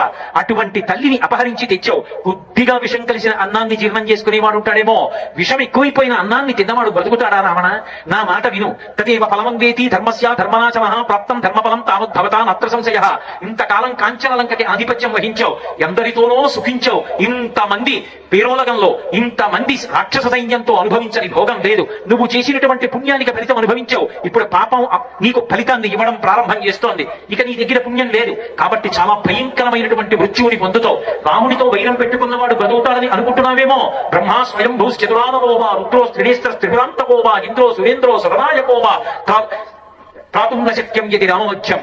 బ్రహ్మ స్వయంభూ 4 ముఖములు కలవాడైన రుద్రుడు, త్రినేత్రుడు, త్రిపురాంతకుడు, పరమేశ్వరుడైన ఇంద్రుడైన మహేంద్రుడైన ఆయన రామచంద్రమూర్తి నేను చంపుతానని ప్రతిజ్ఞ చేసిన వాడిని కాపాడగలిగిన వాడు ఉండడు. ఎందుకని? రాముడొకడు, శివుడొకడు, రాముడొకడు, ఇంద్రుడొకడు, రాముడొకడు, బ్రహ్మ ఒకరు కాదు. అన్నీ రాముడే. సృష్టికర్త, స్థితికర్త, ప్రళయకర్త రామ పరబ్రహ్మం. అందుకే అంటారు రామో భామిని లోకస్య చాతుర్వర్ణస్య రక్షిత మర్యాదానంచ లోకస్య కర్తాకారయితాచ సహా అంటారు. హనుమ మర్యాదా పురుషోత్తముడు, నరుడిగా ఉన్నాడు. ఆ రాముడు వచ్చిన నాడు నువ్వు నిలబడలేవు. రాముడి పరాక్రమం ఏమిటో నీకు తెలియదా? ఆయనే వచ్చి తన కోదండమును పట్టుకుని నిలబడిన నాడు, ఆయన పక్కన లక్ష్మణస్వామి నిలబడిన నాడు, అక్షయబాణ తూణీరముల నుంచి బాణములను తీసి రామచంద్రమూర్తి చేతితో పట్టుకున్నటువంటి బంగారు ధనస్సుకి సంధించబడినటువంటి వింటినాదితో బాణములను తొడిగి ప్రయోగించినప్పుడు పెడపెడ ధరులతో పిడుగుల మెరుపుల్లా ఆకాశమునంతటినీ కాంతులతో కప్పుతూ రామలక్ష్మణుల బాణ పరంపర వచ్చి పడిపోయినప్పుడు రావణా నిన్ను రక్షించగలిగిన వాడు ఉండడు, ఈ లంక నశించి దహనమైపోతుంది, నా మాట విను, ఇప్పటికైనా తీసుకెళ్లి సీతమ్మనిచ్చి. సంస్కృతంలో వాల్మీకి మహర్షి ఎంత అద్భుత రచన చేశారో తత్తుల్యంగా రచించారు భాస్కరుడు భాస్కర రామాయణంలో. మండిత విస్ఫులింగ విషమ జ్వలితానల కీలలు వజ్ర గర్భాండము నిండ రామ వసుధాదికు డేశుడు వజ్ర సాధనా ఖండిత పంతికంఠ కనకంఠ పురంతక శైలజాలను దండ బలప్రచండ పురదండ విఖండన చండకాండములు. ఆ రామచంద్రమూర్తి కోదండము నుంచి విలుముక్తమైనటువంటి బాణ పరంపర వచ్చి ఆకాశం మీద పడి లంకా పట్టణాన్ని కాల్చేస్తున్నప్పుడు నిన్ను రక్షించగలిగిన వాడు ఉండడు. చరణాగ్రమణ నీ భుజాదర్పమడచిన దూర్జటి విలులీల త్రుంచివైచే వాలపాశంబున పడి నిన్ను కట్టిన వాలి నొక్కమ్మున కులవేసే అని నిన్ను జనగొన్న అర్జును పురిగొన్న పరశురాముని యాది భంగపరిచే కడిమి అయ్యొక్కట కరదూషణాదుల 14 వేవుల బరిసమరే అమ్మహాధనుద్ధరునకిగ్గాచరించి హరిహర బ్రహ్మశక్రాదులైన అతని భయత నిర్ఘాత సంఘాత పాత శాత బాణ ఘాత హతులు కాక బ్రతుకుతలరే. ఏమనుకుంటున్నావు రావణ? రామచంద్రమూర్తి యొక్క పరాక్రమం అంటే ఒకానొక నాడు కైలాస పర్వతాన్ని కదిపేస్తానని నీ 20 చేతులు పెట్టి నువ్వు కైలాసాన్ని కదుపుతుంటే ధూర్తుడెవడో రా కదుపుతున్నవాడని పరమశివుడు తన కాలి బొటన వేలితో నొక్కితే నీ 20 చేతులు దాని కింద ఉండిపోతే ఆ రోజున పరమశివుడిని సామవేద మంత్రాలతో ప్రస్తుతి చేసి నువ్వు పెద్ద పెద్ద అరుపులరిస్తే లోకాలు భయపడేటట్టు అరిచావు కాబట్టి నిన్ను అంత రవం చేసిన వాడిని రావణ అని పిలిచి కాలి బొటన వేలు పైకెత్తితే అప్పుడు నీ చేతులు వెనక్కి తీసుకున్నావు. అటువంటి పరమశివుని యొక్క కోదండాన్ని శివధనస్సుని భంగం చేసిన వాడు రామచంద్రమూర్తి. ఆయన ముందు నిలబడగలవురా నువ్వు? కాబట్టి చరణాగ్రమున నీ భుజాదర్పమడచిన దుర్జటి విలులీల త్రుంచి వైచే బాలపాశంబున పడి నిన్ను కట్టిన వాలి నొక్కమ్మున కులవేసే. నీకు వాలి తెలుసుగా? ఆయన శక్తి ఎటువంటిది అంటే ఒక చోట కూర్చొని సంధ్యావందనం చేసుకోవచ్చు, కానీ బలం ఉంది కదా అని 4 సముద్రాల దగ్గర కూర్చొని సంధ్యావందనం చేసేవాడు. అటువంటి వాలితో యుద్ధం చేయడం కోసం ఉత్సాహం పుట్టి ఒక రోజున ఆయన సంధ్యావందనం చేసుకుంటే నువ్వు వెళ్ళి అనవసరంగా ఆయనకి ఇబ్బంది కల్పించావు. సంధ్యావందనం చేస్తూ మాట్లాడకూడదని ఎవడరా 10 తలల పురుగని తోకకి చుట్టి నిన్ను 4 సముద్రాల్లో ముంచి సంధ్యావందనం చేసి ఇంటికి తీసుకెళ్లి తోక చులిపించి పక్కన పారేసి భార్యని పిలిచి పాలు పట్టావే, ఈ 10 తలల పురుగు సంధ్యావందనం చేస్తుంటే అల్లరి చేసింది ఇది ఎవరని అడిగాడు. అప్పుడు నువ్వు హడిలిపోయి వాలితో స్నేహం చేశావు. నిన్ను అలా 4 సముద్రములలో ముంచి పైకెత్తి తోకకి చుట్టి పట్టుకెళ్లిన వాడు వాలి. అటువంటి వాలిని ఒక్క బాణంతో చంపేసిన వాడు రామచంద్రమూర్తి. కాబట్టి అని నిన్ను జరగొన్న అర్జుని బరిగొన్న పరశురాముని ఆది భంగపరిచే 1000 చేతులు కలిగిన వాడు కార్తవీర్యార్జునుడు.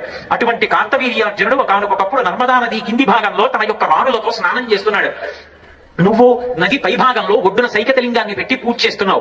ఆయన రాణుల సంతోషం కోసం 1000 చేతులు ప్రవాహానికి అడ్డు పెట్టాడు. కిందకెళ్ళడానికి అవకాశం లేక ప్రవాహం పెరిగి పెరిగి పెరిగి పెరిగి నువ్వు పూజ చేస్తున్న చోట పైకి వచ్చి సైకతలింగాన్ని తోసేసింది పక్కకి. నీకు కోపం వచ్చి ఎవడో రా కార్తవీర్యార్జునుడిని కిందకెళ్లి కార్తవీర్యార్జునుడితో యుద్ధం చేశావు. ఆయన నిన్ను బంధించి తీసుకెళ్లి కారాగారంలో పారేస్తే మీ తాతగారు మహానుభావుడు పులస్త్య బ్రహ్మ వచ్చి నిన్ను విడిపించి తీసుకెళ్లాడు. అటువంటి కార్తవీర్యార్జునుడి యొక్క 1000 చేతులు తన గండ్రగొడ్డలితో నరికేసిన వాడు పరశురాముడు. ఆ పరశురాముడిని ఓడించి వైష్ణవ ధనస్సు అందుకున్నవాడు రామచంద్రమూర్తి. ఆయనతో నువ్వు నిలబడగలవురా? చరణాగ్రమున నీ భుజాదర్పమడచిన దుర్జటి విలులీల త్రుంచి వైచే బాలపాశంబున పడి నిన్ను కట్టిన వాలి నొక్కమ్మున కులవేసే అని నిన్ను జరగొన్న అర్జును పురిగొన్న పరశురాముని ఆది భంగపరిచే కడిమి అయ్యొక్కట కరదూషణాదుల 14 వేల బారిసమరే. 14,000 మంది కరదూషణాదులు అనేటటువంటి రాక్షసులు ఒకవైపు, రాముడు ఒక్కడు ఒకవైపు. ఎప్పుడు బాణం తీశాడో, ఎప్పుడు సంధించాడో, ఎప్పుడు విడిచిపెట్టాడో తెలియదు. తెగిపోతున్న తలలు బట్టి తెలుసుకున్నారు. 1 గంట 48 నిమిషములలో 14,000 మందిని సంహరించాడు. బండన భీముడు అత్తజన బంధవుడుజ్జల బాణతోన కోదండ కళాప్రచండ భుజదండవ కీర్తికి రామమూర్తికి 2వ సాటి దైవమికలేడనుచున్ గడకట్టి భేది కాడండ డండ నిడదమ్ముల జండవ నిండ మత్త వైదండము నిక్కి చాటదును దాశరథి కరుణాపయోనిధి అంటాడు గోపరాజు గారు. యుద్ధం వస్తే రామచంద్రమూర్తి యొక్క భుజములు తాండవం చేస్తాయి. అటువంటి రాముడు రా, అటువంటి రాముడితో నువ్వు యుద్ధం చేయగలవా? ఒక్కనాటికి చెయ్యలేవు. అటువంటి రాముడు కరదూషణాదుల 14,000 వరిసమరే అమ్మహాధనుద్ధరునకిగ్గాచరించి హరిహర బ్రహ్మచక్రాదులైన అతని భయత నిర్ఘాత సంఘాత పాత శాత బాణ ఘాత హతులు కాక బ్రతుకగలవే. రాముడి వరకు ఎందుకురా? తురగశ్చందన మత్తవారణ భట స్తోమంబుతో కూడా నీపురి భస్మంబుగా కాల్చి సైనిక సుహృత్ మిత్రాన్ని జిశ్రేని నిత్తులు క్రక్కన్ పడగృత్తి చంపి మరి మృత్యుక్రూరతను పట్టి నీ శిరములు తుంపక నేనే చాలు జయశ్రీ లబ్ధి వర్తిల్లగల. ఏమనుకుంటున్నావో రావణ? నా తొడల బలం చేత, నా పిడికిళ్ల బలం చేత, నా గోళ్ల బలం చేత నీ కోట్ల రాక్షసుల్ని మర్దించి చంపేస్తాను. నిత్తులు కక్కేటట్టుగా గుద్దేస్తాను. నీ 10 తలలు గిల్లేస్తాను. నన్ను ఆపగలిగిన వాడు లేడు. రామచంద్రమూర్తి ప్రతిజ్ఞ చేశాడు కాబట్టి నిన్ను వదిలిపెడుతున్నాను. ఏమనుకుంటున్నావు? సీతమ్మ అంటే ఎవరనుకుంటున్నావు? నీ కంఠప్పిత కలపాశము శిరో నిర్ఘాత పాతంబు లోక సంచయ కలరాత్రి కలబద్ధోదగ్ర కాలాహి కన్యాకాలాగత మృత్యున్ జనక కన్యన్ వేగ నొప్పించి లోకైకత్రాణుని రామునిం కనుగు నీకా బుద్ధి కాకుండినన్ సీతారాముల కోప స్ఫీతానల శిఖలు కలయ బెర్చుతలంకా భూతవ్రాతము భస్మీభూతముగా చేయునరుడు పొడవిన కింకం. ఏమనుకుంటున్నావో? ఆవిడ నీ తల మీద పడుతున్న పిడుగు, నువ్వు తింటున్న విషం, నీ కంఠానికి చుట్టుకున్న నాగుపం, నిన్ను చంపడానికి వచ్చినటువంటి మృత్యుదేవత. నా మాట విని ఇప్పటికైనా తీసుకెళ్లి రామచంద్రమూర్తి పాదార విందముల యందు సీతమ్మని సమర్పించి బతికి బట్ట కట్టరా రావణ. ఎంత ధైర్యంగా మాట్లాడారు మహానుభావుడు. తట్టుకోలేకపోయాడు బాధ. సంపేయండి కూతురి అన్నాడు. విభీషణుడు లేచి ధర్మం చెప్పాడు. లంకాదహనం నిన్న మీకు ఆ ఘట్టం అంతా చెప్పాను. ఎక్కడ స్వామి హనుమ మాట్లాడినా అంత తేజోవంతంగా, అంత అద్భుతంగా మాట్లాడతారు. ఎక్కడెక్కడ ఎలా మాట్లాడతారో అలా మాట్లాడతారు. జయమంత్రం చెప్పినప్పుడే చెప్పారు కదా, సీతామాత దర్శనమైన తర్వాత నేను ఎవరికి భయపడేది లేదు. ఎలా వచ్చానో అలా వెళ్ళిపోతాను. నన్ను పట్టుకోగలిగిన వారు లేరు. జయచ్చరి బలౌరామో లక్ష్మణశ్చ మహాబల రాజానీతి సుగ్రీవో రాఘవేణా విపాలిత దాసోహం కోసలేంద్రస్య రామస్య కృష్ణకర్మణ హనుమాన్ శత్రు సైన్యానాం నిహంతా మరుతత్వయ రావణ సహస్రం మే ప్రతిఫలం భవేత్ శిలాభిస్తు ప్రహరత పాదపైశ్చ సహస్రశ అర్దయిత్వా పురీం లంకాం అవివజ్జిత మైథిలీం సమృద్ధాద్భోగమిష్యామి విషదాం సర్వరక్షతాం అంటారు. నేను వచ్చాను, సీతమ్మని చూశాను, నమస్కరించాను, నన్ను పట్టగలిగిన వాడు లేడు, నేను బయలుదేరిపోతాను. అలాగే బయలుదేరిపోతున్నారు. సీతమ్మకి తన మాటల చేత శాంతినిచ్చారు. సముద్రాన్ని దాటి వెళ్ళిపోతుంటే అవతల కొట్టిన వానరులందరూ కూర్చున్నారు. హనుమకి దర్శనం అయిందో లేదో వాళ్ళందరికీ ఉత్కంఠ. హనుమ ఒక పెద్ద నాదం చేశారు. వాళ్ళందరూ వచ్చి జాంబవంతుడిని అడిగారు, అంత నాదం చేశాడు, దర్శనం అయిందనా అవలేదనా అని అడిగారు. జాంబవంతుడు అన్నాడు, సర్వదా కృతకార్యోసా హనుమాన్నత్ర సంచయ నహ్యస్య కృతకార్యస్య నాద ఏవం విదో భవేత్. స్వామి హనుమకి ఒక పని అప్పచెపితే అవ్వకపోవడం అన్న మాట ఉండదు. అయింది సీతామాత దర్శనం, అందుకే అలా అరుస్తున్నారన్నారు. వెంటనే ఆకాశంలో కనబడ్డారు. దృష్ట్వా సీతేతి విక్రాంత సంక్షేపేణ నివేదయత్ నిషితాదిత హస్తేన గృహీత్వా వలిన సుఖం. సీతమ్మ చూడబడెను, నేను చూశానని లేదు, సీతమ్మ చూడబడెను, నాకు దర్శనం ఇచ్చింది తల్లి అన్నారు. అందరూ సంతోషపడిపోయారు. రామచంద్రమూర్తి దగ్గరికి వెళ్ళారు. రామచంద్రమూర్తి అడిగారు, ఎలా ఉంది సీతమ్మ అని అడిగారు. ఆయన నోటితో చెప్పలేదు, మౌనంగా చెప్పారు. వెంటనే ప్రణమ్య సీతాం దిశం ప్రతి, సీతమ్మ ఏ దిక్కునుందో అటువైపుకి తిరిగి నమస్కారం చేశారు. తల్లి నా చేత నమస్కరింపబడవలసినంత గొప్ప గుణములతో శీలవతిగా నియతాం అక్షతాం సీతాం రఘవాజన్యవేదయత్. పరమ పవిత్రమైన బుద్ధితో, పాతివ్రత్యంతో నువ్వు వస్తావని, రక్షిస్తావని, తీసికెడతావని విశ్వాసంతో ఉన్నది. ఆ తల్లి 2 నెలలే ఇక రావణుడిచ్చిన గడువు ఉన్నది. 1 నెల మాత్రమే బ్రతుకుతానని చెప్పింది. దుఃఖంలో ఉండి ప్రాణాలు విడిచిపెడదామనుకున్న తల్లికి నా మాటల చేత శాంతినిచ్చానన్నారు. వానరుల దగ్గర చెప్పినప్పుడు తన పౌరుష పరాక్రమములను వర్ణిస్తారు. రాముడి దగ్గర మాట్లాడినప్పుడు తన గొప్ప తాను చెప్పారు. పరమ వినయంగా మాట్లాడతారు. పెద్దల దగ్గర మాట్లాడితే ఎలా మాట్లాడాలో హనుమని చూసి నేర్చుకోవాలి. చివర ఒక మాట చెప్పారు, తతోమయా వద్విదధీన భాషిత శివాభిరిష్టాభిరభిప్రసాదిత జగామ శాంతిం మమ మైథిలాత్మజ తవాపి శోకేన తథాపి పీడిత అన్నారు. ఆ తల్లి విశేషమైనటువంటి దుఃఖాన్ని పొంది ఉంది. రామ, నా మాటల చేత సీతమ్మకి మనశ్శాంతి కల్పించాను. ఇప్పుడు ఆ తల్లికి అశాంతి లేదు, దుఃఖం లేదు. నువ్వు తన గురించి దుఃఖపడుతున్నావని దుఃఖపడుతోందంటే ఆమెని సేద తీర్చాను. ఆమె ఆత్మహత్య చేసుకోదు. నా మాటల చేత సీతమ్మని ఊరడించాను అన్నారు. తతోమయావద్భిదధీన భాషిత శివాభిరిష్టాభిర విప్రసాదిత జగామ శాంతిం మమ మైథిలాత్మజ తవాపి శోకేన తథాపి పీడిత. మాటల చేత సీతమ్మకి శాంతినిచ్చాను. చనిపోతున్న తల్లిని బ్రతికించాను. మళ్లీ చచ్చిపోకుండా ఊరటపరచాను. మనం వెళ్లి సీతమ్మ తల్లిని తీసుకురావడమే అన్నారు. అంటే మనిషి వాక్కు దేనికి పనికి రావాలంటే చచ్చిపోతున్న వాడిని కూడా బ్రతికించడానికి పనికి రావాలి. నిరుత్సాహంతో ఉన్నవాడిలో ఉత్సాహం నింపడానికి పనికి రావాలి. బాధలో ఉన్నవాడి మనసు శాంతి పొందడానికి పనికి రావాలి. అంతేకాని ఎవ్వరి వాక్కు కూడా ఇతరులను బాధ పెట్టడానికి ఎప్పుడూ వాడకూడదు. వాక్కు ఎంత గొప్పదో, వాక్కు చేత రామాయణంలో ఎంత అనితర సాధ్యమైనటువంటి ప్రజ్ఞని మహానుభావుడైనటువంటి హనుమ సాధించారో, ఎంత గొప్పగా రాయబారాన్ని నిర్వహించారో, ఎలా మాట్లాడారో. యుద్ధకాండలో విభీషణుడు శరణాగతి చెయ్యడానికి వచ్చినప్పుడు సుగ్రీవాదులు అంగీకరించకపోయినా స్వామి హనుమ ఒక మాట అంటారు, సాధారణంగా అవతల వారి ముఖాన్ని బట్టి లోపల ఉన్నటువంటి అభిప్రాయాన్ని చెప్పవచ్చు. నాకు విభీషణుడి మనస్సులో ఏ విధమైనటువంటి దోషభూయిష్టమైన ఆలోచన ఉన్నట్టుగా కనిపించట్లేదు. ఆయన ముఖం ప్రశాంతంగా ఉంది. ఆయన ఆలోచనలు సుస్పష్టం. ఆయన మాటలు నమ్మదగినవై ఉన్నాయి. రామా, మీరు అడిగారు కాబట్టి చెప్పాను. మీరు ఎలా చెయ్యాలంటే అలా చెయ్యండి అంటారు. నేను చెప్పాను కాబట్టి చెయ్యక్కర్లేదు. సలహా ఇవ్వమని అడిగినప్పుడు చెప్పాలంటే, పాటించాలా పాటించలేదా అన్నదానికి అనవసరంగా భుజాలు చర్చుకోకూడదు. వారు మనకన్నా ప్రాజ్ఞులు, వారికి తెలుసు ఏది పాటించాలో అది పాటించారు. అటువంటి వారికి సలహా ఇవ్వడమే చాలు. నేను మంచి పని చెయ్యగలిగాను, వారి విశ్వాసం మనకు పాత్రుడయ్యానని నిలబడగలగాలి. హనుమ మాట్లాడడం చూస్తే జీవితంలో ఏ ఏ సందర్భాలలో ఎలా మాట్లాడాలో, జీవితాన్ని ఎలా ఒబ్బిడి చేసుకుని పండించుకోవాలో అర్థం అవుతుంది. అటువంటి స్వామి హనుమ యొక్క జీవితంలో కొన్ని ఘట్టముల మీద మాత్రమే నేను విహంగ వీక్షణం చేశాను. ఉదయం వేళ ప్రవచనం అంటే సాధారణంగా ఏదో ఓ గదిలోనో, ఓ కళ్యాణ మండపంలోనో 100 మందో 150 మందో కూర్చుంటారు. అవతల చూస్తే బాలార్క ప్రేత ధూమస్య అని బాలార్క బింబం ప్రకాశిస్తోంది. అవతల చూస్తే ఎండ, మీ అందరూ పైచ్యపిండలో కూర్చున్నారు. నాకేం పోయింది, హాయిగా నీడలో ఆచ్ఛాదన కింద కూర్చున్నాను. అయినా రామచంద్రమూర్తి పెట్టిన అగ్ని పరీక్షకి మీరు తట్టుకున్నారు. ఇంత పైచ్యపిండలో ఇంతమంది తల్లులు, ఇంతమంది పురుషులు, పిల్లలు ఇంత భక్తితో, రామాయణం మీద భక్తితో, ఆ హనుమ మీద భక్తితో, సీతారామచంద్రమూర్తి యొక్క భక్తితో ఇలా నిలబడ్డారే, ఇలా కూర్చున్నారే. మీ అందరి ప్రేమకి, భక్తికి స్వామి పరవశించిపోడు. అందుకేనేమో రాత్రి చల్లగా కూర్చోవడం కాదు, పగటిపూట ఎండైనా ఏదైనా, ఎండగాని కొండ కాని ఏమైనా కానీ కొండలరాయడే మా కులదైవము అన్నట్టుగా ఇంత బాధ కూడా ఓర్చుకుని కూర్చున్నటువంటి మీ భక్తి ఉన్నదే, మీ ప్రేమ ఉన్నదే, ఏమీ తెలియని నా బోటిగాడు మాట్లాడుతుంటే ఇంత ఆదరంతో రామాయణాన్ని, హనుమ యొక్క ప్రజ్ఞా విశేషాలు విన్నారే. మీ అందరి ప్రేమకి, మీ ఆదరాభిమానాలకి నేను ఏమిచ్చి రుణం తీర్చుకోగలను? మీకు, నాకు, అందరికీ సర్వకాలముల యందు ఆ హనుమత్ లక్ష్మణ భరత శత్రుఘ్న సమేతులైనటువంటి సీతారామచంద్ర ప్రభువు యొక్క అనుగ్రహం సర్వకాలముల యందు కలగాలని ఆ స్వామివారి పాదాల బిందములకు నా శిరసు తాటించి నమస్కరిస్తూ, మంగళాశాసనపరైః మదాచార్య పురోగమైః సర్వైశ్చ పూర్వైరాచార్యైః సత్కృతాయాస్తు మంగళం. మంగళం కోసలేంద్రాయ మహనీయ గుణాత్మనే చక్రవర్తి తనూజాయ సర్వభౌమాయ మంగళం. ఉమాకాంతాయ కాంతాయ కామితార్థప్రదాయినే శ్రీగిరీశాయ దేవాయ మలినాథాయ మంగళం.